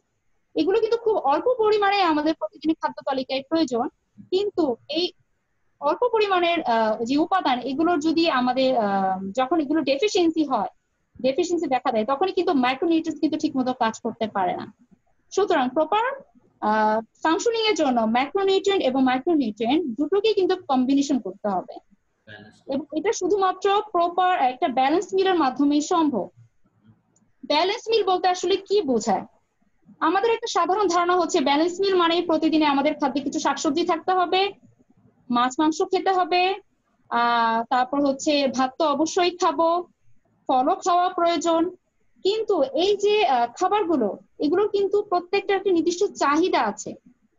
আমি এতক্ষণ যে বিষয়গুলো নিয়ে বলছিলাম, এই প্রত্যেকটা খাদ্য উপাদান যেমন গুরুত্বপূর্ণ, এগুলোর অভাব হলে যেরকম এই কাজগুলো সংঘটিত হতে পারে না, কিন্তু এগুলো যদি আবার পরিমাণের তুলনায় আমরা বেশি নিয়ে ফেলি, তাহলেও কিন্তু বিভিন্ন ধরনের সমস্যা দেখা দিতে পারে। সুতরাং প্রপার ব্যালেন্স মিল হচ্ছে সেটাই, যখন আমার বয়স, একজন মানুষের বয়স, তার ওজন, তার উচ্চতা, বা বিভিন্ন তার যদি কোনো কোমরবিড কন্ডিশন থাকে, সেই কন্ডিশনের উপর বেস করে তার যে চাহিদা, সেই চাহিদা যখনই আমরা পূরণ করতে পারবো, তখনই কিন্তু সেটা ব্যালেন্স হবে। ঠিক আছে, এখন বিষয় হচ্ছে আমার কাছে বেশ কিছু কোশ্চেন মানে হয়েছে, সেই কোশ্চেন গুলো আমি আপনাকে করব, নাকি আপনি কোশ্চেনের জন্য আলাদা কোনো সেশন করতে চান? হ্যাঁ, ঠিক আছে, কিছু প্রশ্নের উত্তর করতে পারি। কারণ একটা জিনিস হচ্ছে যে আজকে তো আমরা প্যারেন্টসদেরকে ইনভাইট করিনি, এখন আমার কাছে মনে হচ্ছে যে এমন হতে পারে আপনি এরপরে একদিন সময় দিন আমরা প্যারেন্টসদেরকে ইনভাইট করতে পারি, তারাও তাদের স্পেসিফিক কিছু কোশ্চেন। তো আমি কিছু প্রশ্ন করি আপনাকে পর্যন্ত রিলেটেড, যেমন, এবং আমার প্রশ্নগুলো একটু লেম্যান টাইপের প্রশ্ন হবে, কারণ যেহেতু আমি এই বিষয়ের মানে স্পেশালিস্ট না, বা এই বিষয়ে আমার পড়ালেখা নেই, আমি একজন প্যারেন্ট হিসেবে, সাধারণ মানুষ হিসেবে মানে প্রশ্ন করছি যে আপনি যে নিউট্রিয়েন্ট গুলোর কথা বললেন, সেগুলোর আমরা দুই ভাগ করতে পারি। একটা হচ্ছে যে আপনার আমরা কিন্তু সমস্ত চিন্তা ভাবনা তো আমাদের ফোকাসটা আসলে এনডিডি বাচ্চা, নিউরোলজিক্যাল ডিসঅর্ডার যে বাচ্চাগুলো, অটিজম বা তো এই বাচ্চাগুলা আমরা দুই ভাগ করতে পারি। একটা হচ্ছে যে এই বাচ্চাগুলো জন্মের আগে তার মায়ের শরীরে পুষ্টির অভাব ছিল, নিউট্রিশনের অভাব ছিল, এইটা। আরেকটা হচ্ছে বাচ্চাটা ডায়াগনোসড হওয়ার পরে, যখন আমরা জেনে গেলাম যে তার এই প্রবলেমটা আছে, তারপর থেকে ইন্টারভেনশনটা কি। তো সেই ক্ষেত্রে কি আপনি কিছু বলতে চান? অবশ্যই তো একটা জিনিস হচ্ছে যে আমরা আমাদের আলোচনাটা তো অবশ্যই যারা ধরেন প্রেগনেন্ট উইমেন অথবা যারা কনসিভ করতে চান বা যারা, তাদের জন্য আলোচনাটা জরুরি, যে তাদের এই বিষয়গুলো খেয়াল রাখতে হবে। অর্থাৎ সেক্ষেত্রে আপনি কি বলতে চান, মানে খুব সংক্ষেপে বলতে গেলে মায়েদেরকে কিরকম ব্যবস্থা গ্রহণ করা উচিত? ধন্যবাদ। এই যে এখন আসলে যে প্রবলেমটা নিয়ে আজ আমরা কথা বলছি, অটিজম বা এনডিডি প্রবলেম, এই প্রবলেমটা যেন আমরা এটা তো আসলে কারোরই কাম্য নয়, এই অটিজমের ব্যাপারটা আসলে কারোরই কাম্য নয়। আমরা কিন্তু জানি না আসলে কোন বাচ্চাটা অটিজম নিয়ে কিন্তু আসলে ডেভেলপ করছে। আমার ইনফরমেশনটা থাকবে মায়েদের প্রতি এটাই যে প্রত্যেক আমরা চেষ্টা করব আমাদের সাধ্য মতো যেন আমরা ব্যালেন্স মিলটা গ্রহণ করতে পারি। আমরা চেষ্টা করব যতটুকু সম্ভব প্রসেস ফুড থেকে সরে আসার জন্য, ন্যাচারাল যেন ফুডটা আমরা নিতে পারি। এবং এর পাশাপাশি খুব গুরুত্বপূর্ণ হচ্ছে আমরা স্টোরিংটা যেন একটু কমিয়ে দিই। আমরা যে খাবার স্টোর করি, কোথায় স্টোর করছি? এখন কিন্তু মোটামুটি দীর্ঘদিন ধরে কিন্তু অটিজম নিয়ে কাজ হচ্ছে, কিন্তু এখন তো মোটামুটি ক্লিয়ার যে অটিজমের কারণগুলো কি, যার মধ্যে অন্যতম হচ্ছে জেনেটিক্স। জেনেটিক্স কিন্তু উঠে এসেছে যে জেনেটিক্স এর একটা কারণ হতে পারে অটিজমের। এর পাশাপাশি আরেকটি বিষয় পরিষ্কার হয়েছে, যেটা হচ্ছে এনভায়রনমেন্টাল বিভিন্ন ধরনের পলিউশন। এনভায়রনমেন্টাল যে পলিউশন, এটা আসলে কি ধরনের? শুধুমাত্র কি বাতাসের পলিউশন? তা কিন্তু না। আমরা যে খাবারগুলো খাচ্ছি, যে প্রোডাক্টগুলো আমরা কিনছি, যে প্যাকেট গুলো ইউজ হচ্ছে, যে প্যাকেজিং ম্যাটেরিয়ালস গুলো ইউজ হচ্ছে, এগুলো কি আমাদের পলিউট করছে না আমাদের খাবারগুলোকে? এবং সেগুলো কিভাবে আসছে? আমাদের প্রসেস করা খাবার থেকে কিন্তু আসছে। এবং আমরা খাবার যখন পারচেস করছি, দেন এটাকে আমরা স্টোর করছি কোথায়? সংরক্ষণের সুবিধার জন্য আমরা কিন্তু প্লাস্টিক কন্টেনারে কিন্তু এগুলোকে আমরা প্রিজার্ভ করছি, ফ্রিজে রাখি বা বাইরে রাখি, আমরা কিন্তু প্রিজার্ভ করছি, কিন্তু আমরা বেছে নিচ্ছি প্লাস্টিক কন্টেনার গুলোকে। প্লাস্টিক কন্টেনার গুলো কি বিপিএম, এখানে কি ফুড গ্রেডেড? এগুলো কি আমরা জানি? আমরা কিন্তু জানি না। পলিউশন কিন্তু বিভিন্ন ভাবে আসছে, এটা একটা কারণ। এয়ার পলিউশন তো অবশ্যই আছে, আমাদের বাতাসে এখন কিন্তু মার্কারি পরিমাণ বেড়ে, সিসার পরিমাণ বেড়ে গেছে, লেডের পরিমাণ বেড়ে গেছে। এছাড়া আমরা যে ন্যাচারাল সোর্স থেকে খাবার নিচ্ছি, তার মধ্যেও কিন্তু আমাদের পলিউটেন্ট আছে। যে শাকসবজিগুলো আমরা খাচ্ছি, এখানে কিন্তু প্রচুর পরিমাণে কিন্তু ফার্টিলাইজার ইউজ করা হচ্ছে, কেমিক্যালস ইউজ করা হচ্ছে। উপায় নেই, আসলে এগুলো ইউজ করা হচ্ছে, কিন্তু আমাদেরকে কিন্তু জানতে হবে যে কিভাবে এগুলোকে আমরা লেস করতে পারি। বাড়িতে আনার পর কিভাবে এই টক্সিক উপাদানগুলোকে বা কেমিক্যালস গুলোকে আমরা রিমুভ করতে পারি। আমরা কিন্তু মোটামুটি জানি যে পানিতে যদি কুসুম গরম পানিতে আমরা ভিনেগার বা লবণ দিয়ে 45 মিনিটস টু 1 ঘন্টা যদি আমরা ভিজিয়ে রাখি, তাহলে বেশ খানিকটা কিন্তু কেমিক্যালস এখান থেকে রিমুভ হয়ে যায়। এই প্রসেসগুলো কিন্তু আমাদের পালন করা দরকার।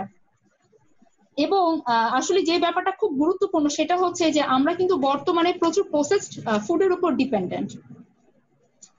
আমরা ব্রেড নিচ্ছি, আমরা বিভিন্ন ধরনের ফ্রোজেন ফুড গ্রহণ করছি, এগুলো কিন্তু আমাদের স্ন্যাক্স আইটেম হিসেবে থাকছে।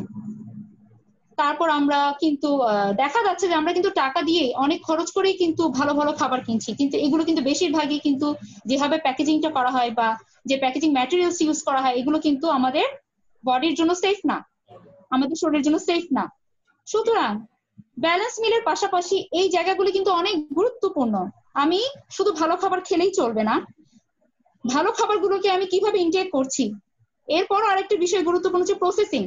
আমরা যে খাবারগুলি কিনে নিয়ে আসছি বাজার থেকে, যে শাকসবজি মাছ কিনে নিয়ে আসছি, আমরা কিভাবে প্রসেস করছি?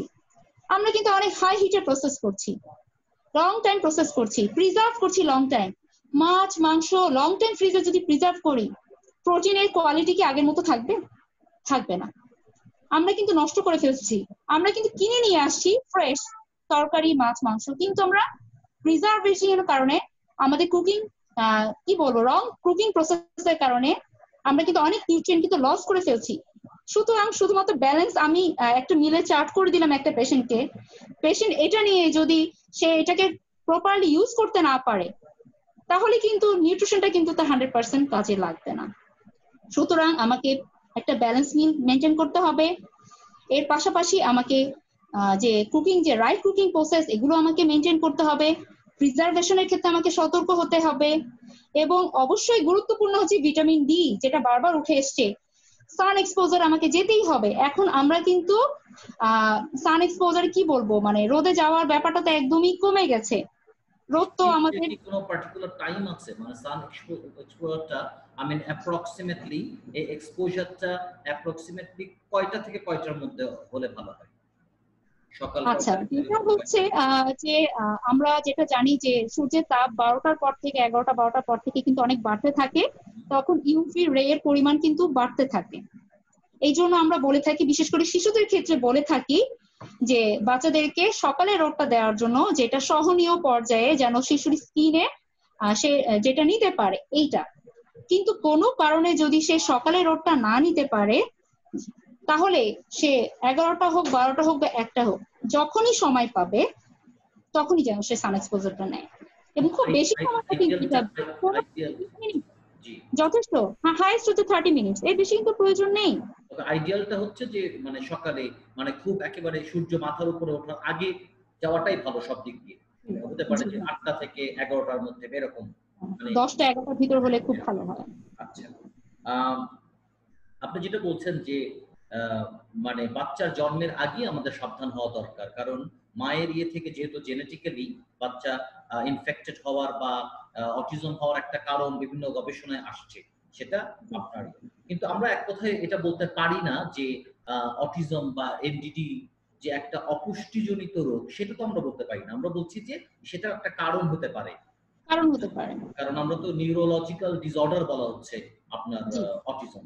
আচ্ছা, এখন আমি আসছি আরেকটা পর্যায়ে, যে এখন মনে করেন ভুল হয়ে গেছে বা আগে সাবধান ছিল না মা, বা কোনো কারণে নিউট্রিশনে ঘাটতি ছিল বা তার শারীরিক কারণে ঘাটতি ছিল, বাচ্চা ডায়াগনোসড হয়ে গেল যে সে অটিজম বা তার সেরিব্রাল পালসি বা এই জাতীয় ডিসঅর্ডার আছে।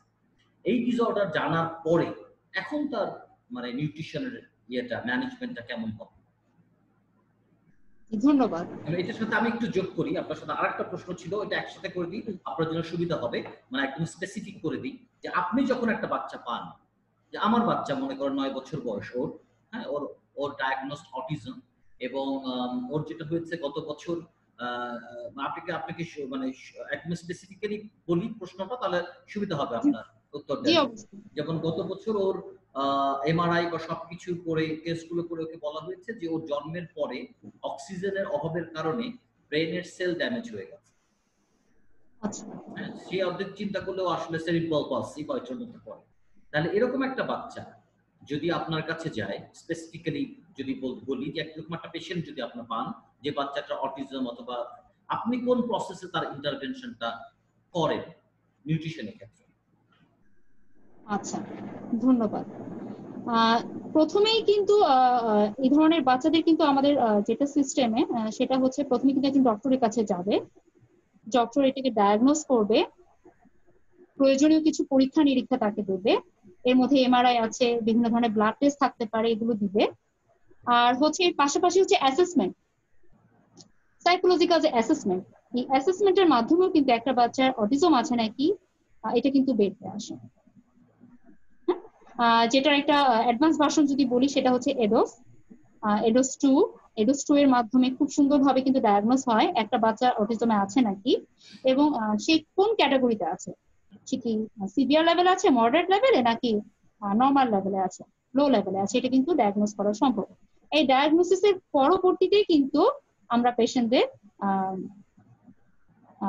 তাদের সাথে আলোচনা করে থাকি, নিউট্রিশনাল যে রিকোয়ারমেন্ট গুলো আছে স্টেপ বাই স্টেপ হয়ে আসে। প্রথমে ডায়াগনোসিসটা ইম্পর্টেন্ট, যে বাচ্চার আসলে অটিজম আছে নাকি নেই। অনেক বাচ্চার কিন্তু অটিজম থাকে না, অনেক বাচ্চা শুধু স্পিচ ডিলে নিয়ে কিন্তু আসে। আমি সেটাই বলছি যে তার একটা, সে ডক্টরের কাছে গেল, তার প্যাথোলজিক্যাল বা ফিজিক্যাল যে বিষয়গুলো সেগুলো একটা রিপোর্ট আসলো, তারপরে আপনার সে ডেভেলপমেন্টাল যারা আছেন, যে সাইকোলজিস্ট যারা বা আপনার অটিজম এক্সপার্ট, হ্যাঁ, তারা আমাদের বাংলাদেশে যেরকম মনোবিকাশ কেন্দ্র বা আপনার শিশু বিকাশ কেন্দ্র, এগুলোর মাধ্যমে যে টেস্টগুলো হয় সেগুলো করে আপনার কাছে সমস্ত রিপোর্ট নিয়ে আসলো। আপনি দেখলেন যে এই বাচ্চাটা ডায়াগনোসড অটিজম, তার এই বিহেভিয়ার ইস্যু আছে, তার স্পিচ ডিলে আছে, তখন আপনার ইন্টারভেনশনটা কেমন হয়, মানে আপনি কিভাবে শুরু করেন? আচ্ছা, ধন্যবাদ। তখন এরপর আমি যেভাবে শুরু করি সেটা হচ্ছে যে আমার ফুড হিস্ট্রিটা নিতে হবে, খুব ইম্পর্টেন্ট। বাচ্চার ফুড হিস্ট্রিটা কেমন, সে কি খাচ্ছে সকাল থেকে রাত পর্যন্ত, সে কখন ঘুমাতে যাচ্ছে, কখন ঘুম থেকে উঠছে, হ্যাঁ, এবং সে কি অ্যান্টিবায়োটিক নিচ্ছে নাকি, নিলে কতদিন পর পর অ্যান্টিবায়োটিক নিতে হচ্ছে। কারণ আমরা কিন্তু জানি এবং দেখেও থাকি যে আমাদের বাচ্চারা কিন্তু খুব ঘন ঘন বিভিন্ন ধরনের অসুখের মধ্যে পড়ে থাকে, ঘন ঘন তাদের জ্বর হচ্ছে, বা তাদের বিভিন্ন ধরনের ডাইজেস্টিভ প্রবলেম হচ্ছে, ঠান্ডা, সর্দি, কাশি, এগুলো তো লেগেই থাকে। এই প্রবলেম গুলো কিন্তু আমি প্রায় পেয়ে থাকি, যার কারণে কিন্তু তাদের বিভিন্ন ধরনের কিন্তু ড্রাগ নিতে হয়, এবং যদি সিরিয়াস প্রবলেম হয় তখন কিন্তু তাদের অ্যান্টিবায়োটিক কিন্তু নিতে হয়। অ্যান্টিবায়োটিক হিস্ট্রিটা কিন্তু আমার জন্য অনেক ইম্পর্টেন্ট, আমি এটা নিয়ে থাকি। আর এর পাশাপাশি অবশ্যই তার ফুড হ্যাবিট তো ইম্পর্টেন্ট, সে কি খাচ্ছে না খাচ্ছে। এখানে আমি আপনাকে জানিয়ে রাখি যে মোস্ট অফ দ্য বাচ্চাদের মধ্যেই কিন্তু আসলে ফাস্টফুডের প্রতি অ্যাফেকশনটা অনেক বেশি পায়, এবং ফাস্টফুডের মধ্যে বেশি ইম্পর্টেন্ট হচ্ছে তাদের কার্বোহাইড্রেটের প্রতি ফ্যাসিনেশনটা অনেক বেশি থাকে, শর্করা জাতীয় খাদ্যের প্রতি। এবং ফ্যাসিনেশনের পাশাপাশি যেটা হচ্ছিল যে আমি যেটা বলতে চাই সেটা হচ্ছে আমাদের ল্যাকিংস রয়েছে আসলে আমাদের গার্জিয়ানদের মধ্যে। আমরা যে স্ন্যাক্স আইটেম গুলো আছে, এই স্ন্যাক্স আইটেমের গুলোর মধ্যে কিন্তু বেশিরভাগই আমরা কিন্তু কার্বোহাইড্রেট জাতীয় খাবারগুলোকে নিয়ে আসি, যার মধ্যে আমি যদি বলি, আপনিও আমার সাথে একমত হবেন, 1 নম্বরে রয়েছে পাস্তা বা ম্যাকারনি। আমি বেশিরভাগ বাচ্চার হিস্ট্রিতেই এটা কিন্তু পাই যে বাচ্চাকে ইভিনিং স্ন্যাক্স বা মিড মর্নিং স্ন্যাক্সে কি দিচ্ছেন, খুব সহজ উত্তর, বাচ্চাকে ম্যাগি নুডলস দিচ্ছি, না হলে মিস্টার নুডলস দিচ্ছি বা কোকোনা নুডলস দিচ্ছি। নুডলস এর ব্যাপারটা প্রতিদিনের খাদ্য তালিকায় কিন্তু খুব চলে আসে। ফ্রেঞ্চ ফ্রাই একটা খুব কমন একটা খুব important, French fry, fried items গুলো, চিকেন ফ্রাই, ফ্রেঞ্চ ফ্রাই, হ্যাঁ, বা বিভিন্ন ধরনের বেকারি আইটেম গুলো খাচ্ছে।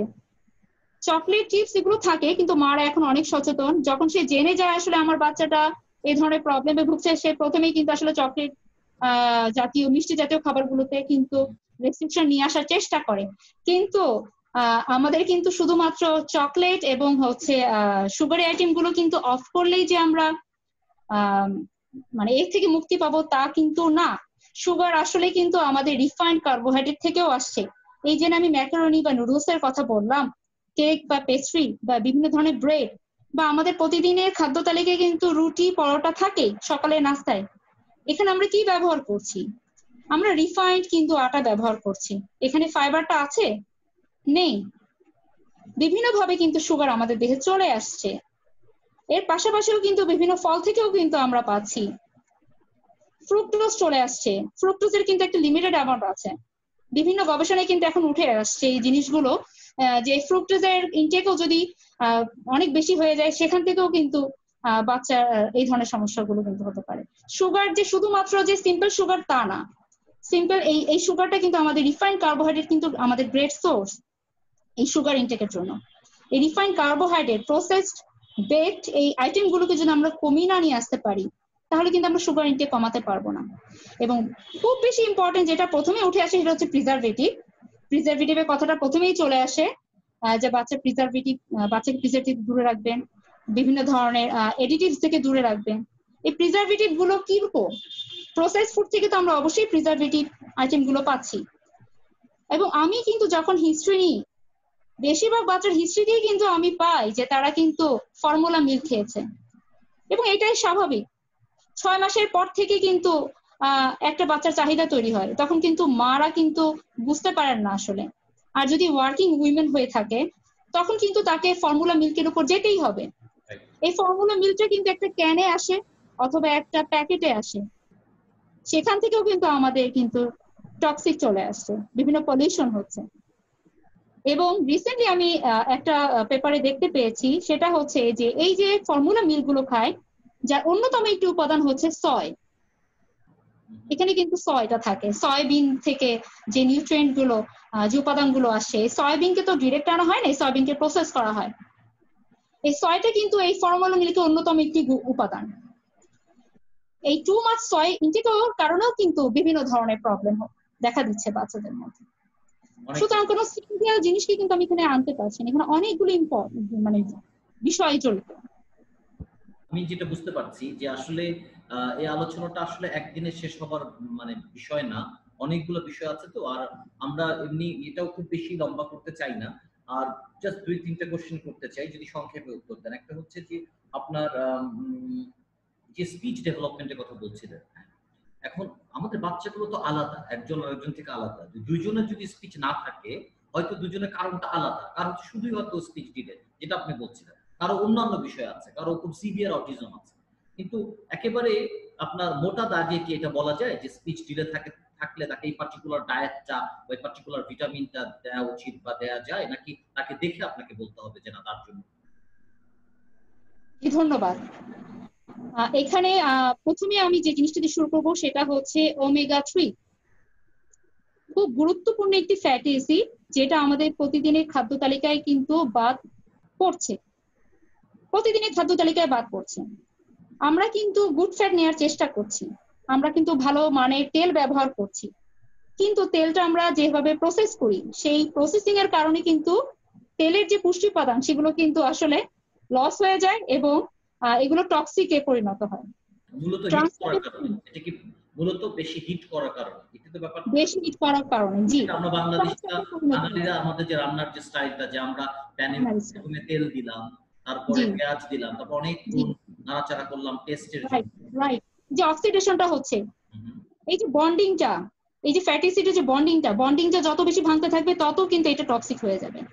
আমাদের রং কুকিং প্রসেসের জন্য কিন্তু আমরা দেখা যাচ্ছে আমরা সানফ্লাওয়ার অয়েল কিনছি, আমরা ক্যানোলা অয়েল কিনছি, খুব ভালো মানের তেল কিনছি, কিন্তু আমাদের রং কুকিং প্রসেসের জন্য কিন্তু আমরা তেলটাকে কাজে লাগাতে পারছি না। বিষয় হচ্ছে আমাদের প্যারেন্টসরা, মানে আমিও নিজেও প্যারেন্ট, যেহেতু অনেক প্যারেন্টসের সাথে আমার কথা হচ্ছে এই প্ল্যাটফর্মের কারণে বিশেষ করে, আর আমি তো 6 বছরের উপরে এগুলো নিয়ে তাদের সাথে কথা বলছি কম বেশি। আমি আমাকে সহ বলছি, আমাদের আগ্রহটা কোন জায়গাটা থাকে, আমরা সমস্ত নিউট্রিশন, যেমন আপনার আগে কিন্তু আমরা ইমদাদ হোসেন শপথ ওনার সাথে একটা সেশন করেছিলাম, আপনি হয়তো খেয়াল করেছেন আমাদের একটা এই নিউট্রিশনের উপরে। তো আমাদের একটা আগ্রহ থাকে, আমরা বারবার নিউট্রিশনিস্টদেরকে জিজ্ঞেস করি, যাকে পাই তাকে আমরা জিজ্ঞেস করি যে কোন তেল ভালো, কোন তেল ভালো। এটাই নিয়ে আমাদের সবচেয়ে বড় প্রশ্ন। এখন তেল নিয়ে যা শুরু হয়েছে, শুধুমাত্র অটিজম না, এই যে ডায়াবেটিক, হার্ট, মানে বাংলাদেশে একটা তেলের ইয়ে চলছে, কোন তেল ভালো। আপনি যেটা বললেন যে তারপর দেখা যাচ্ছে আমরা অনেক পয়সা খরচ করে, কেউ বলছে নারকেল তেল ভালো, কেউ বলছে সরিষার তেল ভালো, কেউ বলছে ক্যানোলা ভালো, হ্যাঁ। তো এগুলোর পর আমরা ভালো তেলটা বা অলিভ অয়েল ভালো, ঠিক আছে, অলিভ অয়েল আমি নিলাম, নেওয়ার পর এখন যদি আমি ওইভাবেই বাঙালির মতো করেই রান্না করি, বিশেষ করে অলিভ অয়েলকে যদি আমি হিট করি, অলিভ অয়েল তো খুব কম হিটেই নষ্ট হয়ে যায়, মানে তার পুষ্টির উপাদানটা। তো আমার তো, আপনি যেটা বলতে চাচ্ছিলেন যে আমাদের কুকিং স্টাইলটা চেঞ্জ করতে হবে, তাই না? মানে শুধু তেল, ভালো তেলটা বা দামি তেলটাই যথেষ্ট না। জি, আমি বুঝতে পারিনি লাস্টের কথাটা। আমি বলতে চাচ্ছি যে খুব দামি তেল কিনলাম আমার বাচ্চার জন্য বা আমার জন্য, সেটাই যথেষ্ট না। আমি কিভাবে রান্না করছি, এখন এইটা হচ্ছে, এই জায়গাটা হচ্ছে আপনার সমস্যা। এই জায়গাটা আমাদের একটা বিরাট কালচারাল মাইন্ডসেটের সমস্যা। Cultural mindset, right. রান্না করলে তো আমার খেতে ভালো লাগবে না।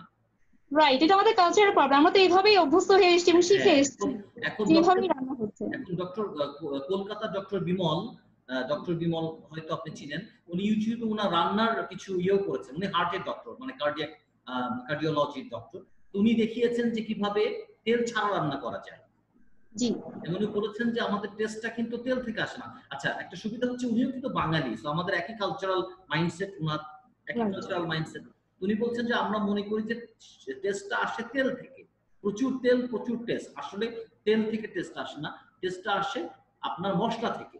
তো উনি যেটা দেখাচ্ছেন সেটা হচ্ছে উনি ন্যাচারাল মশলাগুলো, মানে প্যাকেটের মশলা না, গুঁড়া মশলা না, আপনার যে পেঁয়াজ, আদা, রসুন, এগুলো ব্লেন্ড করে উনি পানি দিয়ে রান্না করছেন in place of oil. জি জি। এখন এইটা আমাদের পক্ষে কিন্তু মেনে নেওয়া খুব কঠিন। আমি তো অনেক কাছে ট্রাই করবে না, যে একবারও দেখবে না যে না দেখি কেমন লাগে, দেখবে না। তাহলে তেলের ব্যাপারটাই আপনি জাস্ট মানে এক লাইনে কি বলতে চান যে তেল এবং রান্না আমাদের কি করা উচিত এরকম বাচ্চার খাবারের ক্ষেত্রে? যেটা হচ্ছে যে অটিজম বাচ্চাদের জন্য তো আসলে তেলের জায়গাটা অনেক বেশি গুরুত্বপূর্ণ। এখন ডক্টর বিমলের কথা আপনি যেটা বলেছেন, উনি তেল ছাড়া রান্না দেখিয়েছেন। তেল ছাড়া কিন্তু রান্না সম্ভব না, তেল ছাড়া কিন্তু রান্না সম্ভব। কিন্তু অটিজম বাচ্চাদের জন্য তেলটা কিন্তু ইম্পর্টেন্ট, কারণ যে ভিটামিনস গুলো ফ্যাট সলিউবল ভিটামিন, সেই ভিটামিনস গুলো কিন্তু যদি ফ্যাটের উপস্থিতি না থাকে, তেলের উপস্থিতি না থাকে, তখন কিন্তু সেগুলো ঠিকমতো অ্যাবজর্ব হবে না। এই জন্য কিন্তু তেলটা আমাদের দরকার, কিন্তু আমাদের জানতে হবে যে কি পরিমাণ তেল আমার দরকার এবং সেটাকে কিভাবে আমি প্রসেস করলে সেটা আমার জন্য উপকারী হবে। অটিজম বাচ্চাদের জন্য বিভিন্ন সময়ে নারকেল তেলের কথা উঠে এসছে, এটা আসলেই গুরুত্বপূর্ণ। কারণ হচ্ছে আমি বলি, নারকেল তেলে যে ফ্যাটি অ্যাসিডটা থাকে সেটা হচ্ছে medium chain fatty acid. Long chain fatty acid, আমাদের রেগুলার অয়েলের যে ফ্যাটি অ্যাসিডটা থাকে এটা হচ্ছে লং চেইন, এগুলো কিন্তু কাজ করতে একটু সময় নেয়। আর নারকেল তেলে যেটা থাকে সেটা হচ্ছে মিডিয়াম চেইন। যেটা খুব দ্রুত আমাদের দেহে শোষিত হতে পারে, আমাদের ব্রেনেও খুব দ্রুত এটা কাজ করতে পারে, যার কারণে নারকেল তেলের কথা বিশেষ করে অটিজম বাচ্চাদের ক্ষেত্রে বারবার উঠে এসছে যে তাদের জন্য এটা ইউজ করলে ভালো। আমি আমার পেশেন্টদেরকে নারকেল তেল আমি সাজেস্ট করে থাকি, অলিভ অয়েল তেলও সাজেস্ট করে থাকি, সানফ্লাওয়ারও সাজেস্ট করে থাকি, কিন্তু প্রত্যেকটাই তেল আমাকে ইউজ করতে হবে, আমাকে জানতে হবে যে আমার বাচ্চার জন্য কতটুকু গুরুত্বপূর্ণ, সপ্তাহে কয়দিন আমি কোনটা ব্যবহার করবো। প্রতিদিন কিন্তু সব তেল না, আমি ভাগ করে দিই যে এই 2 দিন এই তেলটা ব্যবহার করবেন, এই 2 দিন এই তেলটা ব্যবহার করবেন। এই হয়তো বিভিন্ন কাজের জন্য বিভিন্ন তেল, মনে করেন যে একদম ফ্রাই করার জন্য একটা তেল, আবার হচ্ছে স্যালাড বা এরকম কিছু করলে যেটা স্যালাডের জন্য একরকম টাইপের অলিভ অয়েল যেটা পরে ইউজ করে রান্নার পরে। আমাদের দেশের প্রেক্ষাপটে তো রান্নার পরে তেল দিব, এটা তো আমাদের কনসেপ্টই নাই বিষয়টা। রাইট। যখনই আপনি একজন মানুষের সাথে কথা বলবেন, আমি অ্যাজ এ কনসালটেন্ট যখন আমি হিস্ট্রি নিই, তখন সে কিন্তু তার প্রতিদিনের সারাদিনের ফুড হ্যাবিটই কিন্তু আমাকে জানায়, কিন্তু তেলের জায়গাটাই কিন্তু উজ্জ্বল থাকে। তেল কতটুকু খেয়েছি এটা কিন্তু উঠে আসে না। আমি সকালে রুটি খেয়েছি, সাথে ডিম সিদ্ধ খেয়েছি, দুপুরে ভাত মাছ মাংস খেয়েছি, বিকালবেলা কি খেয়েছেন, বিকালে চা খেয়েছি, সাথে 2টা ক্র্যাকার্স নিয়েছি বা টোস্ট নিয়েছি, রাতে কি খেয়েছে, রাতে দুপুরের মতো এরকম খাবার, এটাই কিন্তু হিস্ট্রিতে উঠে আসে। কিন্তু এই যে আমি রান্না করছি খাবারগুলো, এখানে তেল কতটুকু ব্যবহার করছি, কিভাবে ব্যবহার করছি, এগুলো কিন্তু উঠে আসে না। এই জায়গাটা কিন্তু অনেক ইম্পর্টেন্ট।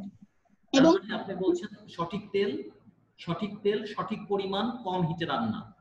কম হিটে রান্না।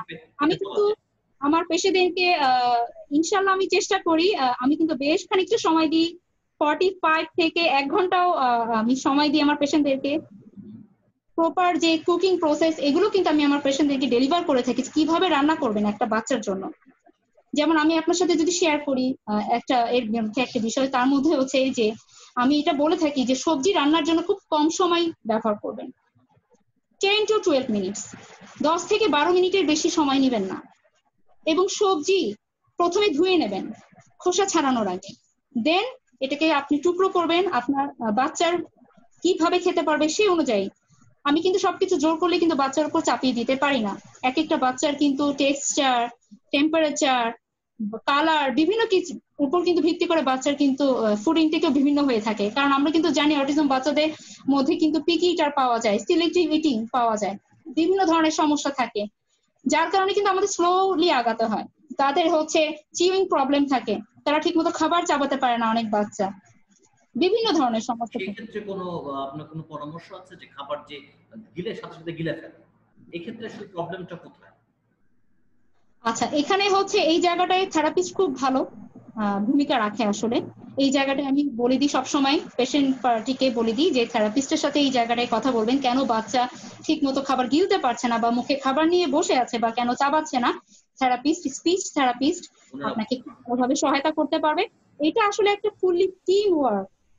Doctor, therapist, nutrition consultant, psychologist, মানে সবার যখন প্রপার এখানে একটা ফুল একটা টিম ওয়ার্ক, সবাইকে প্রয়োজন এই জায়গাটাতে। একা কারোর পক্ষে এই প্রবলেমটা সলভ করা সম্ভব না আসলে। থেরাপিস্টের ভূমিকাটা এখানে খুব গুরুত্বপূর্ণ। তিনটা প্রশ্ন আছে, মানে আসলে অনেকগুলো প্রশ্ন চলে আসছে। আমি হয়তো প্যারেন্টসদের কাছে এক্সপোজ করলে আরো প্রশ্ন আসবে, তো আমার মাথায় যে তিনটা প্রশ্ন আসছে সংক্ষেপে বলেন যে ভিটামিন B6 এর কথা বলেছেন আপনি বারবার, ভিটামিন B6 এর ন্যাচারাল সোর্স গুলো কি, নাকি এটা সাপ্লিমেন্ট হিসেবে নিতে হয় শুধু? জি, ধন্যবাদ। আমাদের প্রথমেই কিন্তু যখন এই ধরনের প্রবলেম ধরা পড়ে তখন কিন্তু আমরা ট্রাই করি, বেসিক্যালি এটা কিন্তু ডক্টরের পার্ট। ডক্টররা কিন্তু ভিটামিন B6, যেহেতু বারবার গবেষণা উঠে এসছে, ভিটামিন B6 এর সাপ্লিমেন্টে ডক্টররা করে থাকেন। এবং প্রথমেই যেটা নিয়ম হচ্ছে যখন ডেফিসিয়েন্সি থাকবে, এই ধরনের বাচ্চাদের মধ্যে ডেফিসিয়েন্সি থাকে, এটা আমরা বুঝেই যাই যে ডেফিসিয়েন্সি আছে। এটা কিছু কিছু জিনিস কিন্তু বোঝাই যায়, সবকিছু কিন্তু যে ব্লাড টেস্ট করে বের করতে হবে তা না, কিন্তু করলে ভালো। কিছু কিছু ব্লাড টেস্ট কিন্তু আমরা কিন্তু অনেক সময় রেফার করে থাকি, যার মধ্যে ল্যাকটিক অ্যাসিড খুব ইম্পর্টেন্ট। যেসব বাচ্চা অনেক বেশি হাইপার থাকে তাদের কিন্তু আমরা ল্যাকটিক অ্যাসিড টেস্টটা দিয়ে থাকি, একটা সিবিসি করে রাখলে তার জন্য ভালো হয়। হ্যাঁ, এছাড়াও আর এখন তো আমরা মোটামুটি জানি যে জেনেটিক টেস্টিং হচ্ছে যে মাধ্যমে আমরা সবকিছুই মোটামুটি জানতে পারি, ক্লিয়ার হতে পারি। এটাই হচ্ছে মডার্ন ভার্সন এখন অটিজমকে ডায়াগনোসিস করার জন্য যে জেনেটিক টেস্টিং। তো এই যে ডেফিসিয়েন্সি গুলো হয়, ভিটামিন B6 ডেফিসিয়েন্সি, 12 এর ডেফিসিয়েন্সি, ভিটামিন সি ডেফিসিয়েন্সি, আমি কিন্তু আমার পেশেন্টদেরকে, মানে আমার বাচ্চাদের যে পেশেন্ট তাদেরকে কিন্তু আমি ভিটামিন সি সাপ্লিমেন্ট কিন্তু রেফার করে থাকি, সিভিট দিয়ে থাকি। প্রয়োজন অনুযায়ী, কিন্তু লং টাইম না। কোন সাপ্লিমেন্টই কিন্তু লং টাইম ইউজ করা ঠিক না, কিন্তু আমরা কিন্তু এটা জানি। ভিটামিন বি6 মানে আমি যে বললাম আমি একেবারে অশিক্ষিত সেভাবে প্রশ্ন করছি যে ভিটামিন বি6 কি আসলে শুধুই সাপ্লিমেন্ট নাকি ন্যাচারাল ফ্রুটস বা ভেজিটেবলের মধ্যে তো পাওয়া যায়? অবশ্যই এটা তো ন্যাচারাল সোর্স থেকে আমাকে নিতে হবে, কিন্তু আমি যখন ট্রিটমেন্ট শুরু করব তখন আমাদের ফার্স্ট একটা ডোজ দিলে আসলে রেজাল্ট অনেক ভালো পাওয়া যায়। একটু হাই ডোজে দেওয়া হয়, 20 মিলিগ্রাম ডোজে দেওয়া হয়, ডোজে সকালে এবং বিকালে ডোজে দেওয়া হয়। ডক্টর এটা ডিজাইন দিয়ে থাকে। তারপর আস্তে আস্তে এটাকে কমিয়ে আনা হয়, কয়েক সপ্তাহ পর এটাকে কমিয়ে আনা হয়। কিন্তু আমাদের সবসময় দেখতে হবে ন্যাচারাল সোর্স থেকে যেন আমরা নিতে পারি। সাপ্লিমেন্ট ইজ সাপ্লিমেন্ট, সাপ্লিমেন্ট কিন্তু 100% শরীরে কাজ করে না, এটা কিন্তু আমরা জানি। এটা একটা সিনথেটিক ফর্ম, সিনথেটিক ফর্ম যেটা আমি ফলিক অ্যাসিডের কথা বলছিলাম, যে প্রেগনেন্ট মায়েদের কিন্তু ফলিক অ্যাসিড দেওয়া হয়। একজন মহিলা যখন প্রেগনেন্সিতে যায়, কনসিভ করে, তখন কিন্তু ডক্টরের কাছে যাওয়ার পর কিন্তু প্রথম 3 মাস যেটা স্ট্রিক্ট নিয়ম হচ্ছে ফলিক অ্যাসিড ইনটেক করতেই হবে। কিন্তু এই ফলিক অ্যাসিডটা কিন্তু সেটার অ্যাক্টিভ যে রূপ ফলেট, সেটাতে যদি ট্রান্সফার না হতে পারে ফলিক অ্যাসিড কিন্তু কাজ করবে না। এই ফলিক অ্যাসিডের ট্রান্সফারের জন্য, এই অ্যাক্টিভ ফর্মে যাওয়ার জন্য কিন্তু আরো বেশ কিছু গুরুত্বপূর্ণ নিউট্রিয়েন্টস দরকার, যার মধ্যে ভিটামিন বি6 অন্যতম, ম্যাগনেসিয়াম অন্যতম। সুতরাং যখন এগুলো ল্যাকিংস থেকে যাবে তখন তো একটা কাজ করবে না। এই জন্য ন্যাচারাল ইজ ন্যাচারাল। আমার চার্টে, আমার নিউট্রিশনাল যে চার্ট আমি পেশেন্টকে ডেলিভার করে থাকি তার মধ্যে অবশ্যই ভিটামিন বি6 এর যে সোর্সগুলো সেগুলো থাকে। এবং আমি আপনাকে জানিয়ে রাখি, আলহামদুলিল্লাহ আমি আমার পেশেন্টদের মধ্যে 1 মাসের মধ্যেই কিন্তু খুব পজিটিভ রেজাল্ট পাচ্ছি। আমি বেটার আই কন্টাক্ট পাচ্ছি, তাদের স্পিচ ডেভেলপ করছে। আমাকে পেশেন্টরা ফলো আপ যখন দিতে আসে তখন তারা জানায় 1 মাস পর আমার ফলো আপ থাকে, কোনো পেশেন্টের 2 মাস পর ফলো আপ থাকে, ডিপেন্ড করে তার কন্ডিশন অনুযায়ী। আমাকে কিন্তু তারা জানায় যে বাচ্চার আই কন্টাক্ট আসছে, বাচ্চার স্পিচ আসা শুরু করছে, তখন কিন্তু অনেক ভালো লাগে। তার মানে এগুলো তো কাজ করছে। কাজ করছে। দুটো প্রশ্ন আছে। একটা প্রশ্ন খুব খুব কমন কোশ্চেন, সব জায়গায় আমরা জিজ্ঞেস করি, আমরা সবাইকে জিজ্ঞেস করি প্রশ্নটা, এবং আমরা আরেকটা অন্যতম আমি বলবো যে আমাদের মতো প্যারেন্টসদের কাছে আরেকটা প্রিয় প্রশ্ন, তেলের মতোই আরেকটা প্রিয় প্রশ্ন, সেটা হচ্ছে গ্লুটেন আর কেসিন। সেই ক্ষেত্রে আমার প্রশ্নটা খুব সংক্ষেপে, মানে আপনি হ্যাঁ বা না উত্তর দিবেন। সেটা হচ্ছে যে গ্লুটেন আর কেসিন, সেটা হচ্ছে যে প্রত্যেকটা বাচ্চার ক্ষেত্রেই খুব ডিটেইল টেস্ট করে শিওর হলাম যে তারা সেনসিটিভ কি না, সেই ক্ষেত্রে আমরা তারপরে ফলো করব গ্লুটেন কেসিনকে মেইনটেইন করব, নাকি এক কথায় টেস্টেরও দরকার নেই, আমরা গ্লুটেন কেসিন বাদ দিয়ে দিব, যাতে খাবারই দিব না? ধন্যবাদ। এই জায়গাটা আসলে খুব বেশি ইম্পর্টেন্ট, কারণ অটিজমের কথা বলতে গেলেই প্রথমে চলে আসে গ্লুটেন এন্ড ক্যাসিন, এবং ইন্টারনেটে এত বেশি ইনফরমেশন গার্জিয়ানরা কিন্তু পেশেন্ট পার্টি কিন্তু পাজল হয়ে যায় এবং তারা নিজের থেকে গ্লুটেন ক্যাসিনটা কিন্তু অফ করে দিচ্ছে। কিন্তু আমি আপনাকে জানিয়ে রাখতে চাই যে যতই চেষ্টা করুক, মানে করা হয় না কেন, কোনো না কোনো ভাবেই কিন্তু দেখা যাচ্ছে সেটা কিন্তু খাবারে চলে আসে। কারণ আমরা কিন্তু গ্লুটেনের যে সোর্স আমরা যতটুকু আসলে জানি সেটা হচ্ছে যে গম থেকেই শুধু গ্লুটেনটা আসে।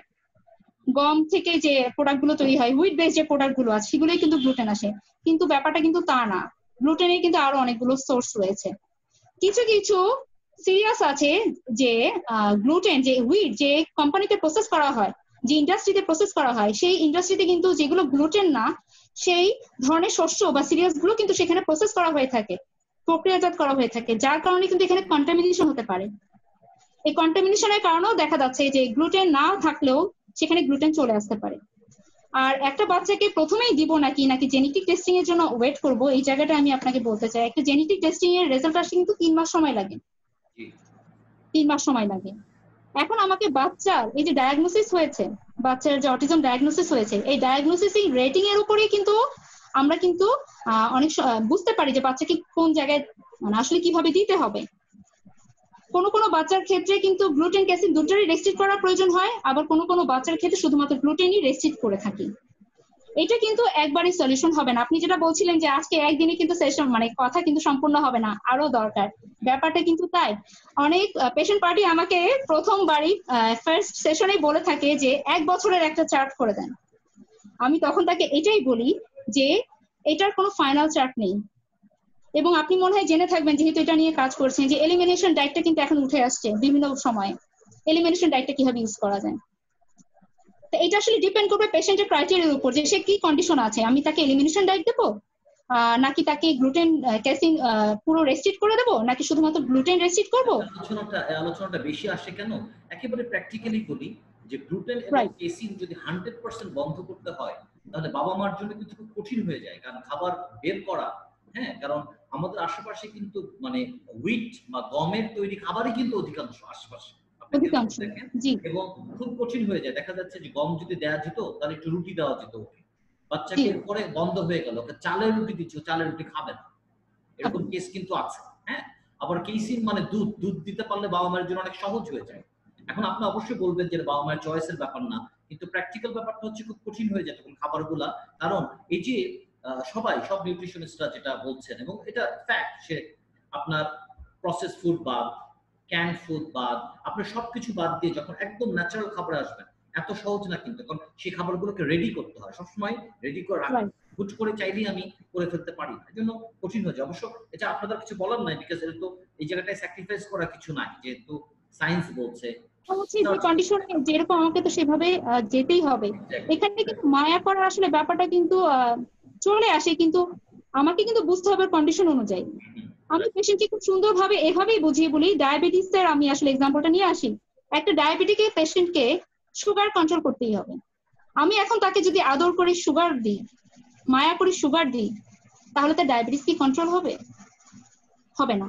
আর এটা কিন্তু আসলে আমরা অনেক কঠিন করে ফেলছি যে আজীবনের জন্য গ্লুটেন এন্ড ক্যাসিন রেস্ট্রিক্ট, তা কিন্তু না, ব্যাপারটা কিন্তু তা না। তার তো নাও হতে পারে, ক্যাসিন এন্ড গ্লুটেনের রেস্ট্রিকশন তো নাও থাকতে পারে, তার তো সেনসিটিভিটি নাও থাকতে পারে। টেস্টটা করাটা জরুরি, টেস্টের পরে টেস্ট করাটা জরুরি, রাইট। ঠিক আছে। কোশ্চেন, আপনি টক্সিনের কথা হচ্ছিল বিভিন্ন ভাবে, এবং টক্সিনটা এত সহজ না বিষয়টা, না চাইলেও টক্সিন ঢুকে যাচ্ছে শরীরের মধ্যে, সেটা আমি খাবার খুব মেনটেন করলাম কিন্তু সেটা এনভায়রনমেন্ট থেকে আসছে, বিভিন্ন পলিউশন থেকে আসছে, আপনি বলেছেন এয়ার পলিউশন, যেগুলো আমাদের কন্ট্রোলের মধ্যে নাই। স্পেশালি আমাদের ঢাকা শহরে তো টক্সিনের এই শহর, হ্যাঁ, মানে যেখানে আপনার রাস্তার পাশে ডাস্টবিন বা সবকিছু, মানে সেখানে একদম বাস্তবতা যেটা, সেই ক্ষেত্রে খাবারের মাধ্যমে কি বা ডায়েটের মাধ্যমে কি শরীরকে ডিটক্স করা সম্ভব? জি, অবশ্যই সম্ভব। প্রথমে অবশ্যই আমাকে কিন্তু ব্যালেন্স করতে হবে, যতটুকু সম্ভব টক্সিক এলিমেন্টস গুলো থেকে আমাকে দূরে থাকতে হবে। আর যদি হয়ে যায়, এগুলোকে আমাকে ডিটক্স করতে হবে। এই ডিটক্সিফিকেশনের জন্য অ্যান্টিঅক্সিডেন্ট খুব বেশি গুরুত্বপূর্ণ। আমি আমার শরীরে যদি অ্যান্টিঅক্সিডেন্টের পরিমাণ বাড়াতে পারি, আমি কিন্তু গ্লুটাথায়নের কথা উল্লেখ করেছি, যেটাকে মাস্টার অ্যান্টিঅক্সিডেন্ট বলা হয়ে থাকে। এছাড়াও আরো অনেক অ্যান্টিঅক্সিডেন্ট রয়েছে, ডোপামিন রয়েছে, সেরোটোনিন রয়েছে, এপিনেফ্রিন রয়েছে, অনেকগুলো অ্যান্টিঅক্সিডেন্ট রয়েছে। এগুলোকে যদি আমার শরীরে পরিমাণ বাড়াতে পারি ইনটেকের মাধ্যমে, তাহলে কিন্তু অটোমেটিক্যালি কিন্তু শরীর থেকে এই টক্সিক মেটালগুলো কিন্তু বের হয়ে যাবে। ডিটক্সিফিকেশন কিন্তু সম্ভব। অনেক ধন্যবাদ। আসলে যেটা বলছিলাম যে এটা মানে শেষ করে দেওয়া সম্ভব না আলোচনাগুলো, কারণ এত বিষয়গুলো চলে এসেছে যে এগুলো কোনো একটা নিয়ে একটা সেশন করা সম্ভব। তো আর ব্যাপারটা হচ্ছে আসলে এগুলো কিন্তু এখনো গবেষণাধীন আছে, চলমানাধীন, এগুলো এখনো প্রক্রিয়াধীন, এখনো কিন্তু ফাইনাল করেই কিন্তু কোনো কিছু এখনো বের হয়নি। আমি স্পেশাল চাইল্ড কেয়ারের কথাটা একটু আরেকবার বলতে চাই, যদিও আপনার সাথে আমার ইনফর্মালি আলোচনা হয়েছে, আমি রেকর্ডেই বলতে চাই, সবাইকে শুনেই বলতে চাই।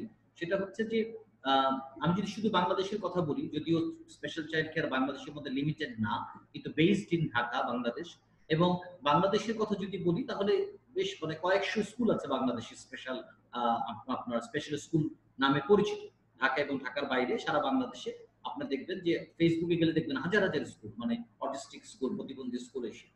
তো আমরা স্পেশাল চাইল্ড কেয়ার কোনো স্কুল না, মানে এখনো পর্যন্ত স্কুল না, এবং আমরা সেই জায়গাটাই কাজ করতে চাচ্ছি, যে জায়গাটায় কাজ আমাদের মনে হয়েছে যে কম হচ্ছে, এবং আমি নিজে 6 বছর ধরে এটার সাথে কাজ করছি, আমার সাথে আরো কয়েকজন আছেন যারা আমার চেয়েও বেশি সময়, তাদের বাচ্চার বয়স আরো বেশি, কিছু প্রফেশনাল আছে আমাদের সাথে আপনাদের মতো বিভিন্ন সেক্টরের।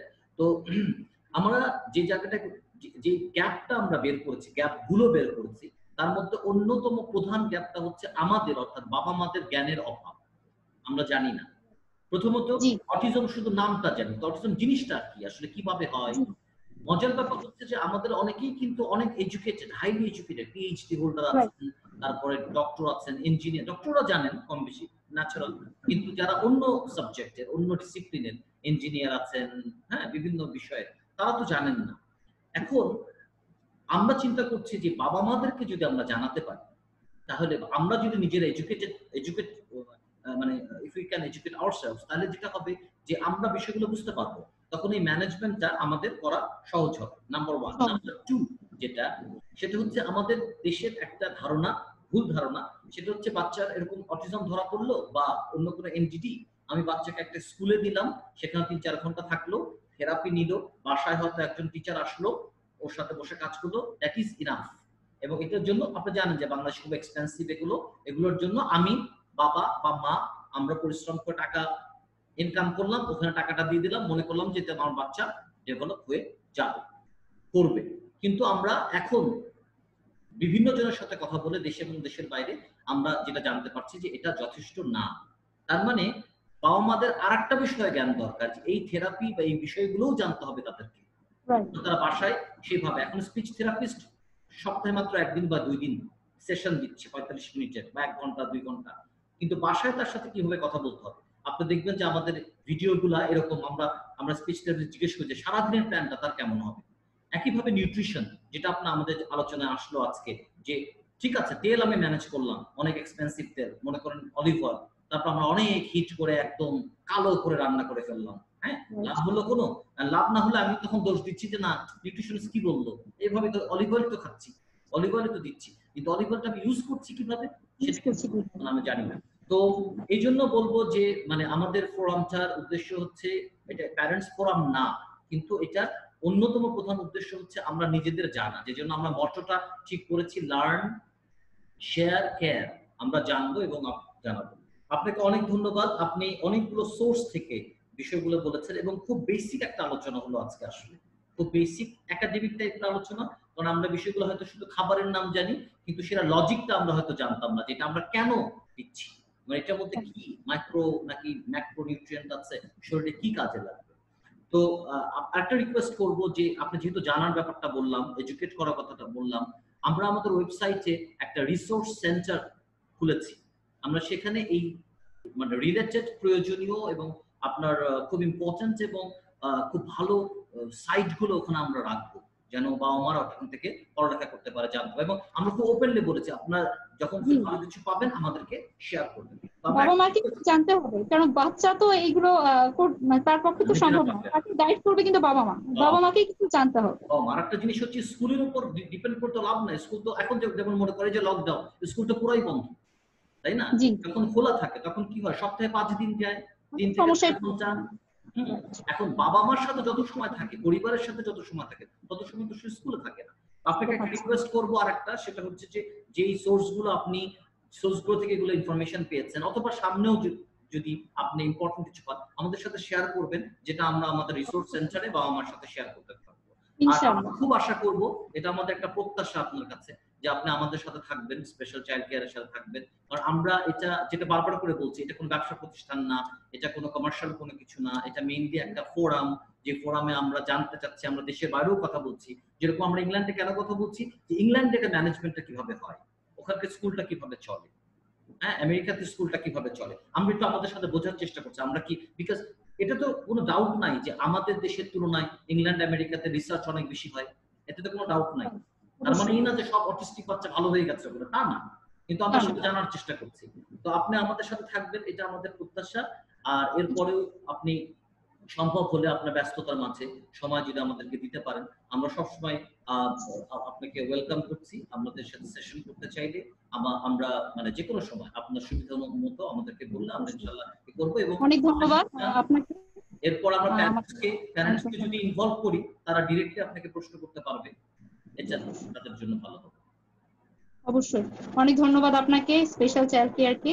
আসলে এই ইনফরমেশন গুলো কিন্তু বাবা মাদের জানা দরকার, কারণ একটা বাচ্চাকে প্রপার গাইড করতে হলে কিন্তু তাকে সচেতনতার পাশাপাশি জানতে হবে। আমি শুধু সচেতন হলেই চলবে না, আমি বুঝতে পারছি যে হ্যাঁ আমার বাচ্চাকে এই খাবারগুলো দিতে হবে, কিন্তু দেখা যাচ্ছে যে এর ভিতরে অনেক ব্যাপার রয়েছে, যার কারণে কিন্তু জিনিসটা কিন্তু ফুললি মেনটেন করা সম্ভবই উঠে না। আমি শেষ করবো একটা বিষয় নিয়ে, যেটা হচ্ছে ক্যাসিনের কথাটা আমি একটু আপনাকে বলে রাখি, যে ক্যাসিনের যখনই রেস্ট্রিকশনটা চলে আসে, হতেও পারে নাও হতে পারে, যদি হয়ে যায় তখন কিন্তু গার্জিয়ানদের মধ্যে একটা বা বাচ্চা মায়েদের মধ্যে, বাবা মায়েদের মধ্যে একটা ভয় কাজ করে যে আমার বাচ্চা তো তাহলে দুধের পুষ্টিগুণটা পাবে না। ক্যালসিয়ামটা পাবে না, কারণ আমরা জানি যে ক্যালসিয়ামের গ্রেট সোর্স হচ্ছে মিল্ক এবং মিল্ক জাতীয় উপাদানগুলো। কিন্তু আল্লাহ তাআলা দুনিয়াতে এই পৃথিবীতে সমস্যা যেমন দিয়েছেন, সমাধানও দিয়েছেন। ক্যালসিয়ামের সোর্স শুধুমাত্র মিল্ক না, মিল্ক না নিলে যে তার ক্যালসিয়ামের ঘাটতি হবে তা না, আরো অনেক সোর্স আছে যেখান থেকে কিন্তু আমরা ক্যালসিয়ামের ডেফিসিয়েন্সি গুলো কিন্তু আমরা পূরণ করতে পারি। এই জন্য আসলে আমাদের জানতে হবে, জানার কোনো শেষ নেই।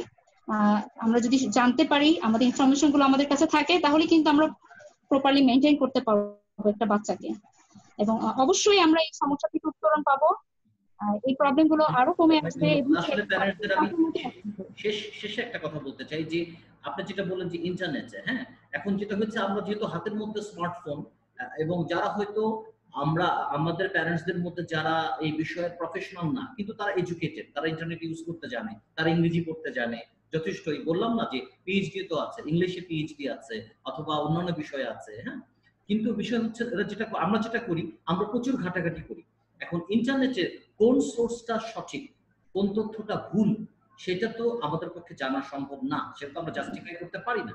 এক্ষেত্রে আপনারা যারা নিজ নিজ বা বিভিন্ন বিষয়ের প্রফেশনাল যারা, আপনারা যদি জিনিসটাকে একটু ফিল্টারিং করে আমাদের কাছে দেন, তাহলে আমরা ওই জিনিসটাকে আমি মানে একদম সার্টিফাইড পাচ্ছি যে ঠিক আছে। তাহলে কারণ আমি এখন ঘাটাঘাটি করে কিন্তু আমি ইয়ে করতে পারবো যে অনেক কিছু বের হয়ে যাবে, কিন্তু এমন তো হতে পারে যে ওটা ভুল তথ্য, সেটা তো আমার পক্ষে জানা সম্ভব না। কারণ হচ্ছে ইনফরমেশন গুলা অবশ্যই আমাদের কিন্তু ইন্টারনেটের সাহায্য নিতে হয়, বিভিন্ন জানার ব্যাপারে সাহায্য নিতে হয়, কিন্তু কিছু জিনিস কিন্তু আসলে থাকেই হচ্ছে আমাদের প্র্যাকটিসের মধ্যে। দীর্ঘদিন ধরে যে প্র্যাকটিস করছি, অনেক কিছু কিন্তু এখানে উঠে এসছে, যেগুলো কিন্তু অনেক কিছু দেখা যাচ্ছে যে পেপারে নেই, বইতে নেই, এভিডেন্স বেসড হয়ে যাচ্ছে আপনার নিজের প্র্যাকটিসে। রাইট। হ্যাঁ, এগুলো কিন্তু আমরা দীর্ঘদিন ধরে পেশেন্ট দেখতে দেখতে অনেক কিছুই কিন্তু আমরা এখন বুঝতে পারছি যে এই জায়গাতে এই প্রবলেমটা হচ্ছে, বা এই জিনিসটা যদি রেস্ট্রিক্ট করি তাহলে কিন্তু বাচ্চাটা ভালো থাকছে, বা এই খাবারটা যদি তাকে দিই তাহলে অনেক বেটার পারফরমেন্স পাচ্ছি। এগুলো কিন্তু দীর্ঘদিন প্র্যাকটিসের কারণে কিন্তু অনেক কিছু আমরা কিন্তু জানতে পারছি। অনেক ধন্যবাদ সঞ্জিদা আপনার সময়ের জন্য এবং চমৎকার আলোচনার জন্য। আমরা ইনশাআল্লাহ আবার একসাথে বসবো, হয়তো আমরা বা আমাদের প্যারেন্টসদেরকে ইনভলভ করবো তাদের জানার জন্য। ভালো থাকবেন এবং আশা করি আপনি আমাদের সাথে। অনেক ধন্যবাদ আপনাকে। আসসালামু আলাইকুম। ওয়ালাইকুম আসসালাম।